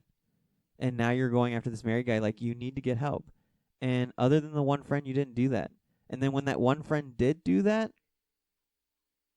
she dumped her. She trashed her name because she told me that she made out with that dude. And that's the other funny part. I told her that she needs to apologize to this friend, and she said, Jen, that is. She said, no, she's not a real friend. Real friends don't break their friends' trust. Real friends don't do that. And I thought it's funny that a person who emotionally cheated on her husband, who lied to her husband, who snuck around behind her husband's back, who has now twice gone after a married man, who probably is cheating on his wife, who's befriended that wife to gain their trust so that she can be trusted to be around her husband so she can freely sleep with him whenever she wants, that person is going to lecture another person about trust. When all that other person did was just do something that Jen can't be doing, and that's being honest. And honestly, to that running group, I get it. Jen told you that she's not happy with me, and you guys aren't really that close to me. You're close to her. So whatever it means to you, you don't fucking care. You don't care that my son was hurting. You don't care that her son is hurting. You don't care that she just so recklessly destroyed her marriage for some married guy. Maybe you guys just don't care. I get that, but you should care about that friend that I'm talking about, and you know exactly who I'm talking about because you are close to her, and that friend has been nothing but good to Jen, and that friend has been nothing but good to every single one of you ladies in that group. And for you to watch one of your own trash and dump and scare away a good person like her, and think about this, she got rid of me, who's taking good care of her. She's gotten rid of this friend who sometimes, or a lot of times, treated her better than I did, to where I would make the joke that that's her girlfriend, that she's a better girlfriend than I am a husband, as a joke. She trashed those two people and just dumped them off to the side. What do you think she's going to do to you if you cross her the wrong way? Or if she decides she has no use for you anymore, like she did for me and like she did the one friend? Like, when do you stand up against a person like that that's in your group? I've always been raised that show me your friends and I'll show you who you are. So if that is your friend, the friend who chases after married people, and the friend that just utterly dumps a 10-year-old boy and her husband like it's absolutely nothing to her, and is going to just chase after a married man the week after she's done that, and sneak around behind another married man's wife's back while befriending them, and then dump one of your own friends, somebody that you supposedly care about, and you say nothing to this person. You don't say anything like, dude, Jen, chill the fuck out. You are not okay. Like, you are fucking up left and right. You're drinking all the time, which you never do. Because when you do drink, you have to have your husband, that's me, carry you out of a bar while you're vomiting all over the place. Again, that's how good of a guy I am. And do you think I fucking ragged on her about it afterwards the next day or was pissed? No. I carried her out with a caring and loving heart. And I took her home with a caring and loving heart. And I washed her up with a caring and loving heart. And I put her to bed with a caring and loving heart. And the next day I made her breakfast in bed with a caring and loving heart. And I nursed her hangover. And I told her it's okay. No matter how embarrassed she was, no matter how many times she apologized, I said, look, it's okay, it happens. Again, because that's the husband she had. That's the husband she threw away. That's the husband she can't find happiness with. Is the guy that does that. A guy who sits in a bar while she's vomiting all into a cup and then drops it and breaks it and has to just tell people just back off and carry her out to a car without yelling at her, without even being remotely angry at her. Just a guy who just is patient and understand and loving. That is the guy that she had, and that is the guy she's telling you that she's not happy with, and that is the guy that she threw away. And you knew that I was this guy. And so, yeah, there's a lot of anger and hurt towards you guys. Some of you reached out to me, and I love you for it. The other thing, too, is that I'm angry about the running community is that you have so many of these cheaters in your community, and you guys do nothing about it. You have her.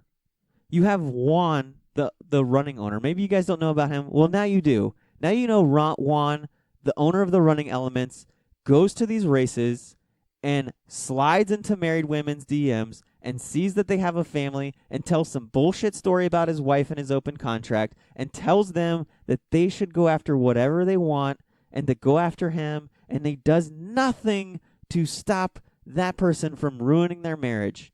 And there's one other person that I know within your community that does this same shit, and you know exactly who he is too.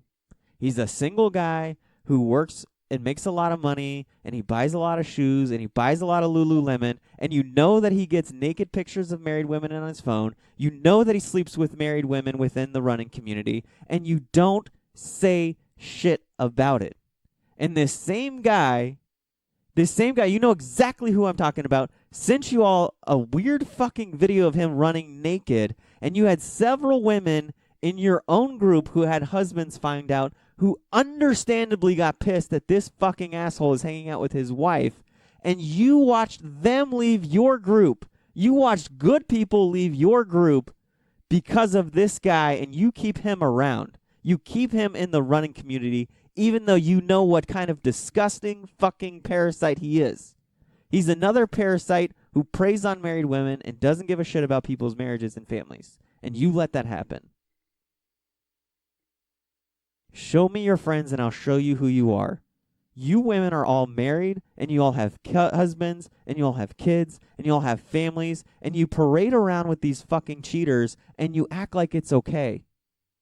And you act like it's normal, and you keep it around, and you say, I'll just mind my own business. But what happens when that business gets turned on you? What happens when Jen goes after your husband? What happens when Juan slides into your DMs? What happens if your husband finds out that you're sending naked pictures to this other person? What happens when it's your family getting fucked over? What happens when it's your family that's getting destroyed by Juan or Jen or people like them? What happens when it's you? What are you going to want from your community? What are you going to want from the running community? Say, I'm out. I'm just going to mind my own business, and that you're on your own? Or do you want somebody in your corner? Do you want somebody to support you, to say that's not right, to have your back, to tell the other person who's clearly doing something wrong and selfish and disgusting, what happens when it's you? Because when it's me, you didn't give a shit. When it's my son, you said, oh, he'll just get over it. And Jen's just doing what's best for her. You bought all of her excuses. Well, now you know what she is. And I've tried to reason with Jen the last 2 months. I've tried to ask her to mend this bridge. I've tried to get her to seek out help and to get change. And do you know all she tells me that she's apologetic for? Do you know the only thing Jen owns up to being wrong with? The only thing Jen owns up to being wrong with is the way she ended it. That's the only thing she told me she was apologizing for. Now think about everything I just told you and understand again that everything I just said is 100% true. There's not a single lie in this entire story. In this entire podcast, there's not a single lie. You have a person who doesn't give a shit about her husband, somebody that was good to her for 3 years. You have a person that doesn't give a shit about her good friend, who's been good to her for almost 2 years. What the hell do you think she thinks about you? And how expendable are you to her? And if she wants something you have, or she wants something and you're in the way of getting it, if she's willing to run through me, run through a 10-year-old little boy, and run through a best friend, what is she going to do to you? And the fact that she looks at all of the shit that she's done to me, and the only thing that she can find at fault, the only thing that she can see when she looks within herself that she did wrong, was to say, I'm sorry for the way that I ended it. And that she can't look deep down inside and think about all the ways that I'm hearing it. Because when I've told this story to everybody, there's not a single person to say, Chris, you got this all wrong, dude. You have no reason to be hurt. You have no reason to be angry. No, they all say the same thing universally. And I have friends that are very honest with me. Unlike some of you, I have friends that tell me the damn truth, whether I want to hear it or not. And even they say, dude, Jen is just fucked up. I don't know what's wrong with her. I don't know if this is just who she's always been. I don't know if she's going through some midlife crisis. I don't know what, she's not right in the head. And there's no sane person that can hear this story. There's no sane person that can hear everything Jen has done from start to finish and say that she's an okay person, that she's doing well for herself, that she's healthy, that she's making healthy choices, that she has a healthy mind, that she's not selfish, or that she's not a narcissist, that she's not a sociopath. I won't go as far as say she's a sociopath. I'm sorry, that's too much. I'm not. I told you I was going to throw mud. I did tell her that in one of my angry rants, that she's a sociopath. But she is a narcissist, and she is selfish, and she doesn't care about anybody but herself. She will run through anybody that she does. And I'm not asking you to not be not friends with her, but if I were you, I would tell her straight to her face that what you did to Chris was fucked up. And you should be ashamed of yourself. And you should really fucking go get help. And not just go to your therapist and tell that therapist lies and lie to yourself, because you're going to sit here and say Juan had nothing to do with it. Please, any sane person, listen to this story. Please, any sane person, look at all of her actions from start to finish, everything she said, everything she did, all the way to the very end, to where I don't even know what's going on with her and Juan now, and I really don't care. Maybe that's over. I don't give a shit anymore. It's not my worries anymore. But when you look at everything that's gone down, for somebody to say that, like, he had nothing to do with it, like, nothing? 0%? That's a person who's talking to a therapist and just telling them lies. That's the person who's saying, I'm making the right choices in my life. I know what I'm doing. There's not a sane person in this world who can hear that story and say that she's not off her rocker. There's just not.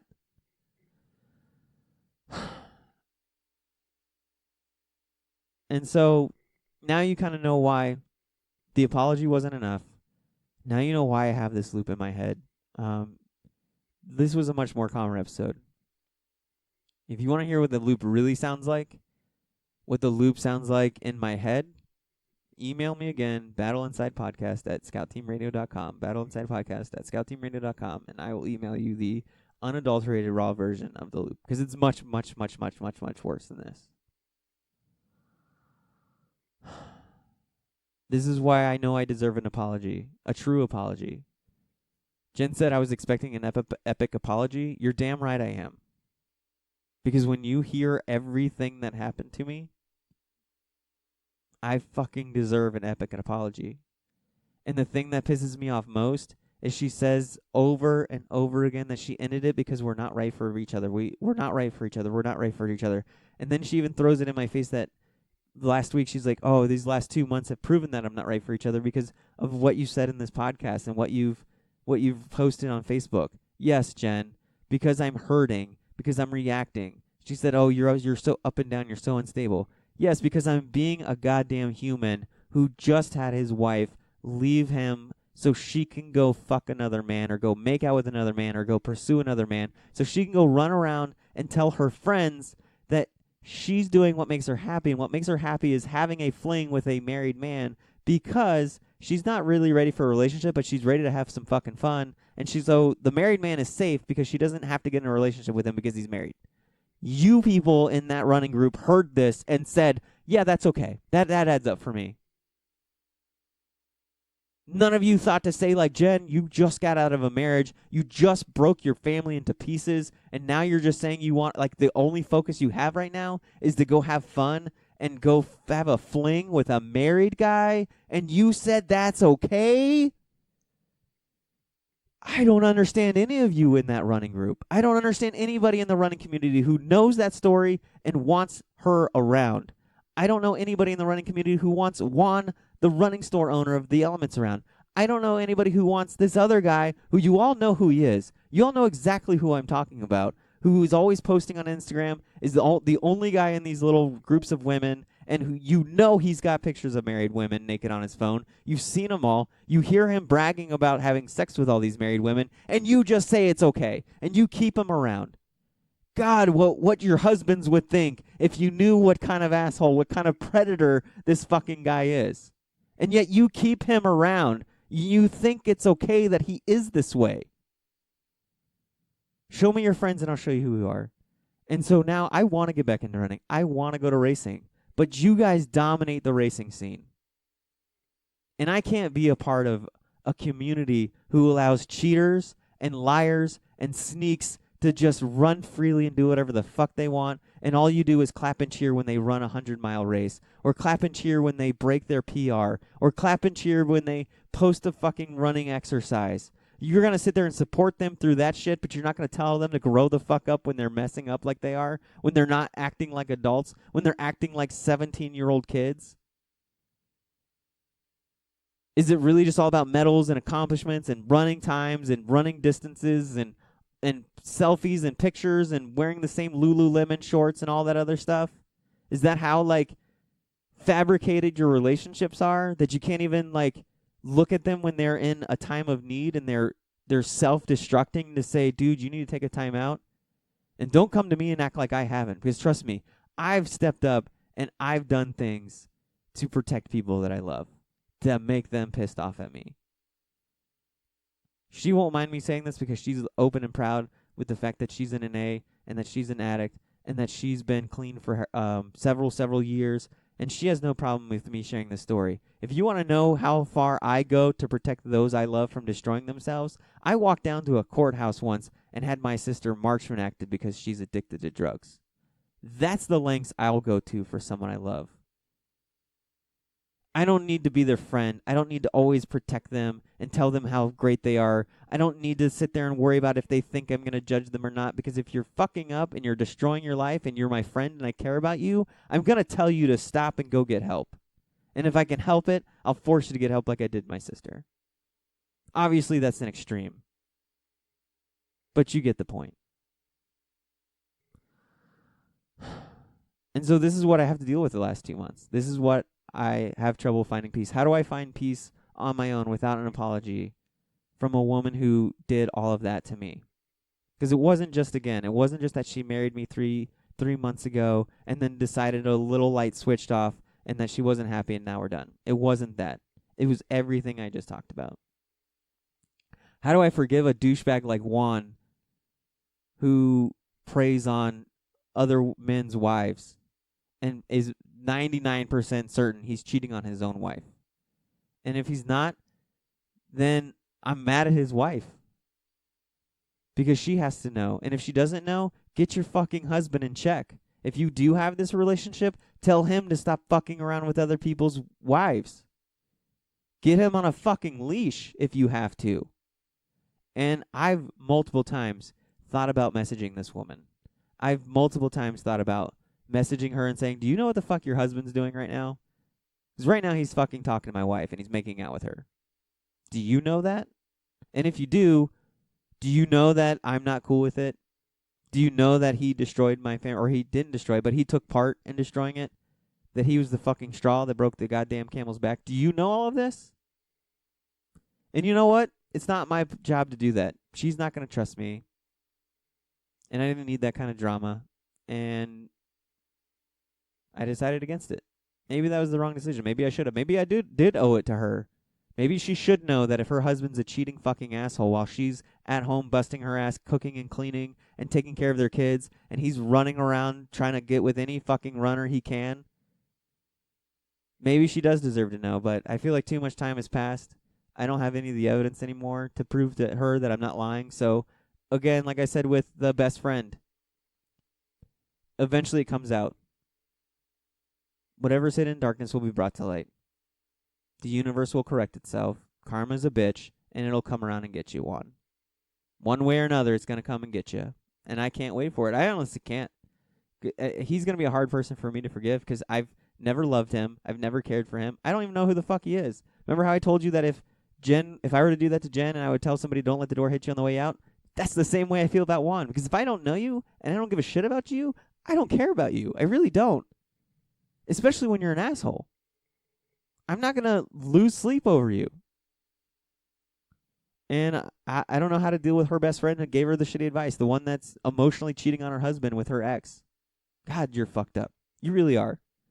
I don't know how to find the forgiveness and peace that I talked about in my other episodes. I don't know how to do it. And I think the running group is a little bit more easier because I really don't know all that was said and all that was done. I hope you guys did the right thing. I wish more of you would have reached out to me. I wish more of you would have been in my corner.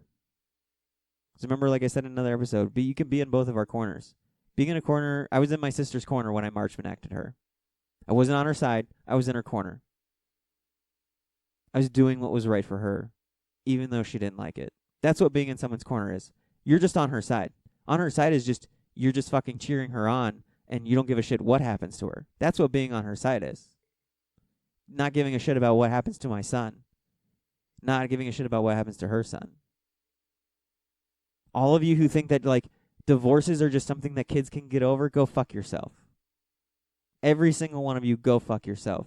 If you believe that, feel free to give me a call. Feel free to reach out to me. And I'll be able to text you next time my son's crying himself to sleep. You can go talk to him and tell him it's not that big of a deal, that you can tell him to get over it. I want you to look at my son's 10-year-old eyes, and I want you to see them welled up and crying. I want you to see him looking through his text messages and going all the way back to February 2018 of his old stepmom who just fucking left him, even though when she crushed his little heart when she told him, she said that she would still be there for him and that he'd still get to see her son. Even though she said all that to him and she's still gone, I want you to come down. You, best friend, who told her, oh, the kids will just get over it. I want you to come down and you get your ass out of bed and you come talk to my son and tell him how it's okay that you miss Jen. You'll just get over it. Things are okay. I want you to come do that. Maybe you can make his heart healed. Maybe you can feel that empty void that she's left inside of him. Maybe you can cure that abandonment that he feels every night.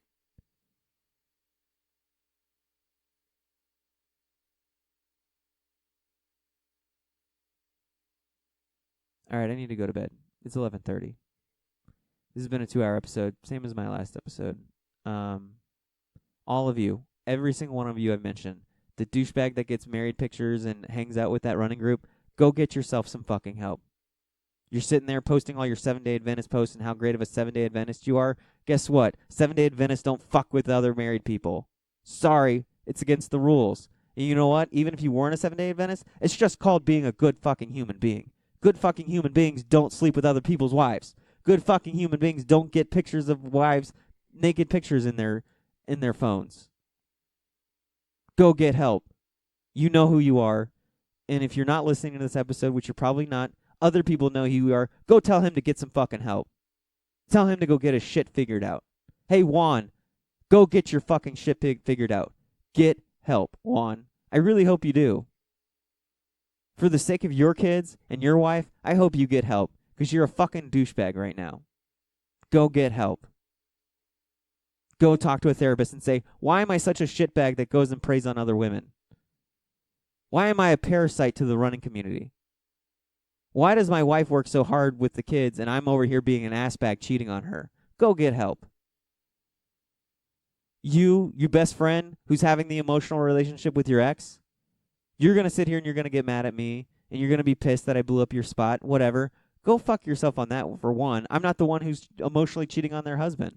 That's you. You did that, not me. Sorry your shit came out to light on a podcast. It happens. Instead of being mad at me, instead of being angry with me and focusing your attention on me, focus it on yourself and go get help. Go ask your therapist or go ask a therapist why you're such a shitbag having an emotional relationship with your ex. Well, you have 3 kids and a husband who works his ass off for you and your family. Don't get mad at me for blowing up your spot. Go get fucking help and say, why am I such a shitbag having an emotional relationship behind my husband's back? And why am I telling my best friend to go leave her husband who's been nothing but good to her? Why am I such a shitbag? Go get help. And I've said this till the fucking cows come home. Y'all know that I've told Jen multiple times she needs help. She's supposedly getting help. But all of you who I'm telling you to get help, it's never going to matter if you don't stop lying to yourselves. First, you have to admit that you're a fucking shitbag. That's first and foremost. Sorry, that's not me throwing mud. It's just what you are. When you're cheating and you're conniving and you're sneaking around and you're doing shit with married people or you're doing shit behind a husband's back, you're a shitbag. That's all you are. You're a shitbag. People who do that are shitbags. I've been a shitbag before. I've done that before. 10 or so years ago, I was a shitbag. I realized I was a shitbag. I told myself I was a shitbag, and so guess what I did? I didn't get mad at anybody else. I stopped being a shitbag. It's that easy. You just stop being a shitbag. You admit to yourself that you're a shitbag, and then you stop. I've done it. Jen knows I've done it. Stop being a shitbag. Don't get mad at me. Okay. Because then I was going to end the episode. Now what's going to happen next is I'm going to post this episode. And I'm probably going to get some backlash. Because all of those people, if they hear about me running their business, which guess what? When your business affects my life, it becomes my business. When your business ruins my life and causes me pain, it becomes my business. It becomes part of my story. So if you didn't want to be part of my story, if you didn't want your shit to be aired on a podcast, then you shouldn't, for one, be a shitbag. And you shouldn't hurt other people. Because when you hurt other people, you lose all rights to your business being quiet. They have every right now, as the victim, as the person that you put through trauma, they have the right to stand up for themselves and to say to whoever and however they want, whether it's on a microphone on a podcast or to a friend one-on-one or to their husband or whatever. They get to say, this is my story. This is who hurt me. This is why they hurt me. So don't get mad at me. Get mad at yourself. Before you come talking to me, think about the actions you did. Think about the things you said and did. Honestly, truly, think about what you did and what you're doing to make somebody else on a podcast say this is what you're doing. Again, admit to yourself that you're a shitbag. Go get help and ask a therapist, why am I such a shitbag and what can I do to not be a shitbag? Because if you come to me angry with me, that's fine. I get it. It happens. You're going to be pissed at me. But you know what's not going to happen? You're not going to stop being a shitbag. You're not going to stop your life from being shitbaggery. And what happens to shitbags is they end up getting torn apart and their life is just shitty. When you're a shitbag, you have a shitty life. Eventually. It all comes back to you. One way or another. That's the way karma works. That's the way the universe works. So rather than wasting your energy and your time getting back at me and lashing out at me for saying the things that I've said in this podcast, use that energy wisely and figure your shit out. And if you're none of the people I mentioned, yet you're somehow this person who's cheated on your wife or cheated on your husband or sneaking around with another man and not taking care of business like a responsible adult, you're a shitbag too. But you don't always have to be a shitbag. You can get help. Honestly, you can. There is a reason why you're choosing to be a shitbag. Maybe it's trauma. My trauma caused me to be a shitbag earlier in life. My trauma causes me to be a shitbag from time to time now. And I'm trying not to be a shitbag. And that's why I'm getting help. So I'm not a total shitbag. Get help. All of you. Every one of you. Depression, anxiety, debauchery, adultery, whatever your demons are, just go get help. Figure them out. Figure out why you're being a shitbag. Figure out why you have anxiety. Figure out why you have depression. Figure out why you're committing adultery, whether you're cheating on your wife or you're sleeping with somebody else who's married. Figure it out. Go get help. I'm sorry this was about me all the way through, and that it wasn't really about mental illness, but I needed to share my story. I needed you all to understand. I needed you guys to have context to what I'm talking about. I needed you guys to have a background as to why this is so hard for me, why I talk about this loop, why this loop drives me absolutely crazy, why it affects my anxiety the way it is. Imagine just every so often you see the name Juan go by, and now all you can think about is some douchebag going after your wife. Or imagine just out of nowhere while you're having a good day, you just think about the way your wife lied to your face about how she was texting another guy and that she's done it before. Or think about how you were married to this person who is a cheater, who does sneak around, who does befriend other people's wives so that she can gain their trust, so she can sleep with their husband behind their back. Imagine being the idiot, feeling like an idiot because you're with that person. And just having all of those thoughts. This was a 2-hour episode. I can think about everything I talked about 500 times within 1 minute. 500 times. And I'm not even being over dramatic or over compensating my estimate. 500 times. I can think about everything I mentioned in this 2 hours over and over and over again. And then I try to analyze it and I try to dissect it and I try to figure it out. And I know this isn't healthy. Trust me, I get it. It's not healthy. I'm working on it. I'm doing everything I can to stop this loop. But like a person who listened to my raw and uncut episode, I had a trauma. This was a traumatic event in my life. I'm a victim of trauma. Somebody abused my trust. Somebody abused me emotionally. And somebody didn't give a shit about me and said to go fuck myself. And treated me like shit after she cheated on me emotionally. Treated me like I was the cheater. Told me I wasn't good enough for her son. Told me all these lies about how she's leaving me because I'm messy and I don't make enough money and I'm not motivated, and turned her guilt and shame and just her disgustingness, and instead of just looking in within herself, she decided to turn it on me and just tear me apart with it, to make herself feel better, to make herself feel comfortable with her shame and her guilt, to make herself feel okay with chasing after a married man and making out with him and doing whatever else she's done with him. I don't know. You got to ask her. She might lie to you. Don't know. Don't care anymore. But I needed you guys to understand when I say the loop, I needed you to know what that was. I needed you to have context to the loop. And I needed my story to be heard. I'm not going to be a silent victim anymore. I can't be a silent victim anymore. I've been a silent victim my whole life. And I'm done being a silent victim. And I'm sorry for her that it was her that had to be the one that gets the full brunt of me not being a silent victim anymore. But if you never made me a victim in the first place, you wouldn't have to be the brunt of my standing up to myself of not being a silent victim. You did this.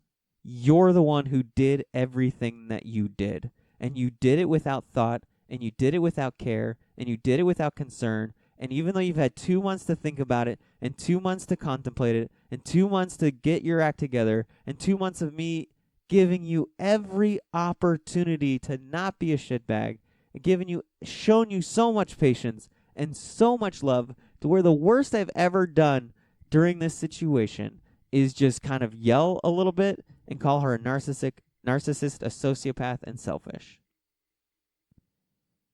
And now you also see why I can't have her around my son until she's better, until she's a different person. Because I can't have shitbags around my son. And I can't have shitbags who threw my son away like it was no care in the world, and then think that she's going to come back into his life all willy-nilly, easy peasy. People have said all the time, Chris, why don't you just send him over there? You don't even have to talk to her. I know you have your problems with her, but just send Landon over to go hang out with Nicholas and hang out with him. I can't do that. I can have Nicholas come over to me. I have no problem with that, and I wish that she would. But I'm not going to send my son over to her. I'm not going to have him get his heart broken again. She's thrown him away once when she wanted to get something. I have no idea when she's going to get that wild hair up her ass again and throw him away again. I need to know that thing, that monster that lives inside of her, that selfish monster that lives inside of her, that she's identified it and that she's killed it and that she's overcome it. I told her that. I said, you can't be in my son's life until you take care of that. And I'm not going to put my son through that again. No way, no how. I know that he misses her, and I wish to everything that she would be in his life. But I'm not going to have her in his life until she's a good person. Because I'm not going to have shitbags be around my son. I'm not going to have shitbags telling my son what to do. I'm not going to have shitbags tell my son how to behave and how to not behave. I'm not going to have a liar tell my son to not lie. Go F yourself with that. And, yeah. So that's that. I end this show with everything else. I gotta go. I gotta go to bed. It's 11:40 at night. If you're feeling suicidal like I was on April 6th, please don't do it. I know this wasn't a good episode for you to listen to if you are feeling suicidal. Please go back and listen to episode 1. It's a much better one for that. But if you are feeling suicidal, please don't do it. I get it. I was there. You heard everything I went through. You probably went through something worse. I realize I got off a little bit easier than most. That doesn't take away from how bad and shitty my pain is and how shitty she was to me and all those other people were. So if you are feeling suicidal, please reach out for help. You can reach out to me. You can go to @TheChrisAmerica on Twitter, @TheChrisAmerica on Twitter, or you can email me, battleinsidepodcast@scoutteamradio.com, battleinsidepodcast@scoutteamradio.com. That's one word. If you want that episode, the raw episode, I'll email that to you too. Just send me a message. Just, hey, Chris, can I get the raw episode? And I'll send it to you. Or you can call the National Suicide Prevention Lifeline, 1-800-273-8255, 1-800-273-8255. Text the crisis text line. Text home 741-741. That's home 741-741. If you're not in the United States, you can go to suicide.org. Scroll about a third of the way down. You'll see a link that says Suicide Prevention Hotlines. You can click that, and it'll give you numbers to other suicide hotlines in other countries around the world. That's my show. I don't have a, epiphany moment. Let me find my plug for the phone. I don't have an epiphany moment for the episode. So I'll just leave it with this. I feel good about it. I hope those people don't come after me. I really don't have time for that drama, but I understand that they will because that's what shitbags do. And I'm sorry for saying shitbags a lot, but it just kind of stuck, and it's still a lot better than yesterday's episode. So, yeah, sorry for that. I promise not to curse so much next time. This is a hard conversation for me to have. This is my calm anxiety. The other episode is worse. But I'm human, guys. I'm sorry. I'm human, and I'm going through a lot of struggles. And I will say this. I'm proud of the way I've handled this whole entire situation. I really am. I've tried to take the high road as many times as I can. I've been treated like shit by this woman and by other people, and I've done the most that I could to love her, to care for her, to be patient with her. And you've heard me. I want to mend that bridge. I want to forgive her. I want for her to try to make it right. I don't believe she will. I've lost hope in that. That's okay. Now I'm just left with trying to figure out how to get that peace on my own again. Hopefully I'll start that road again on the next episode.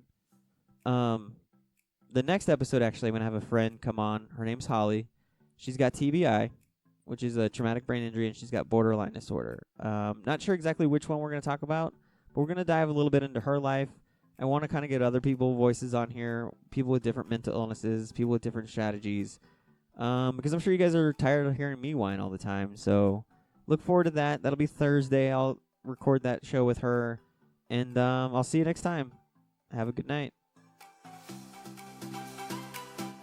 Or day, whenever you're listening to this. Okay, bye.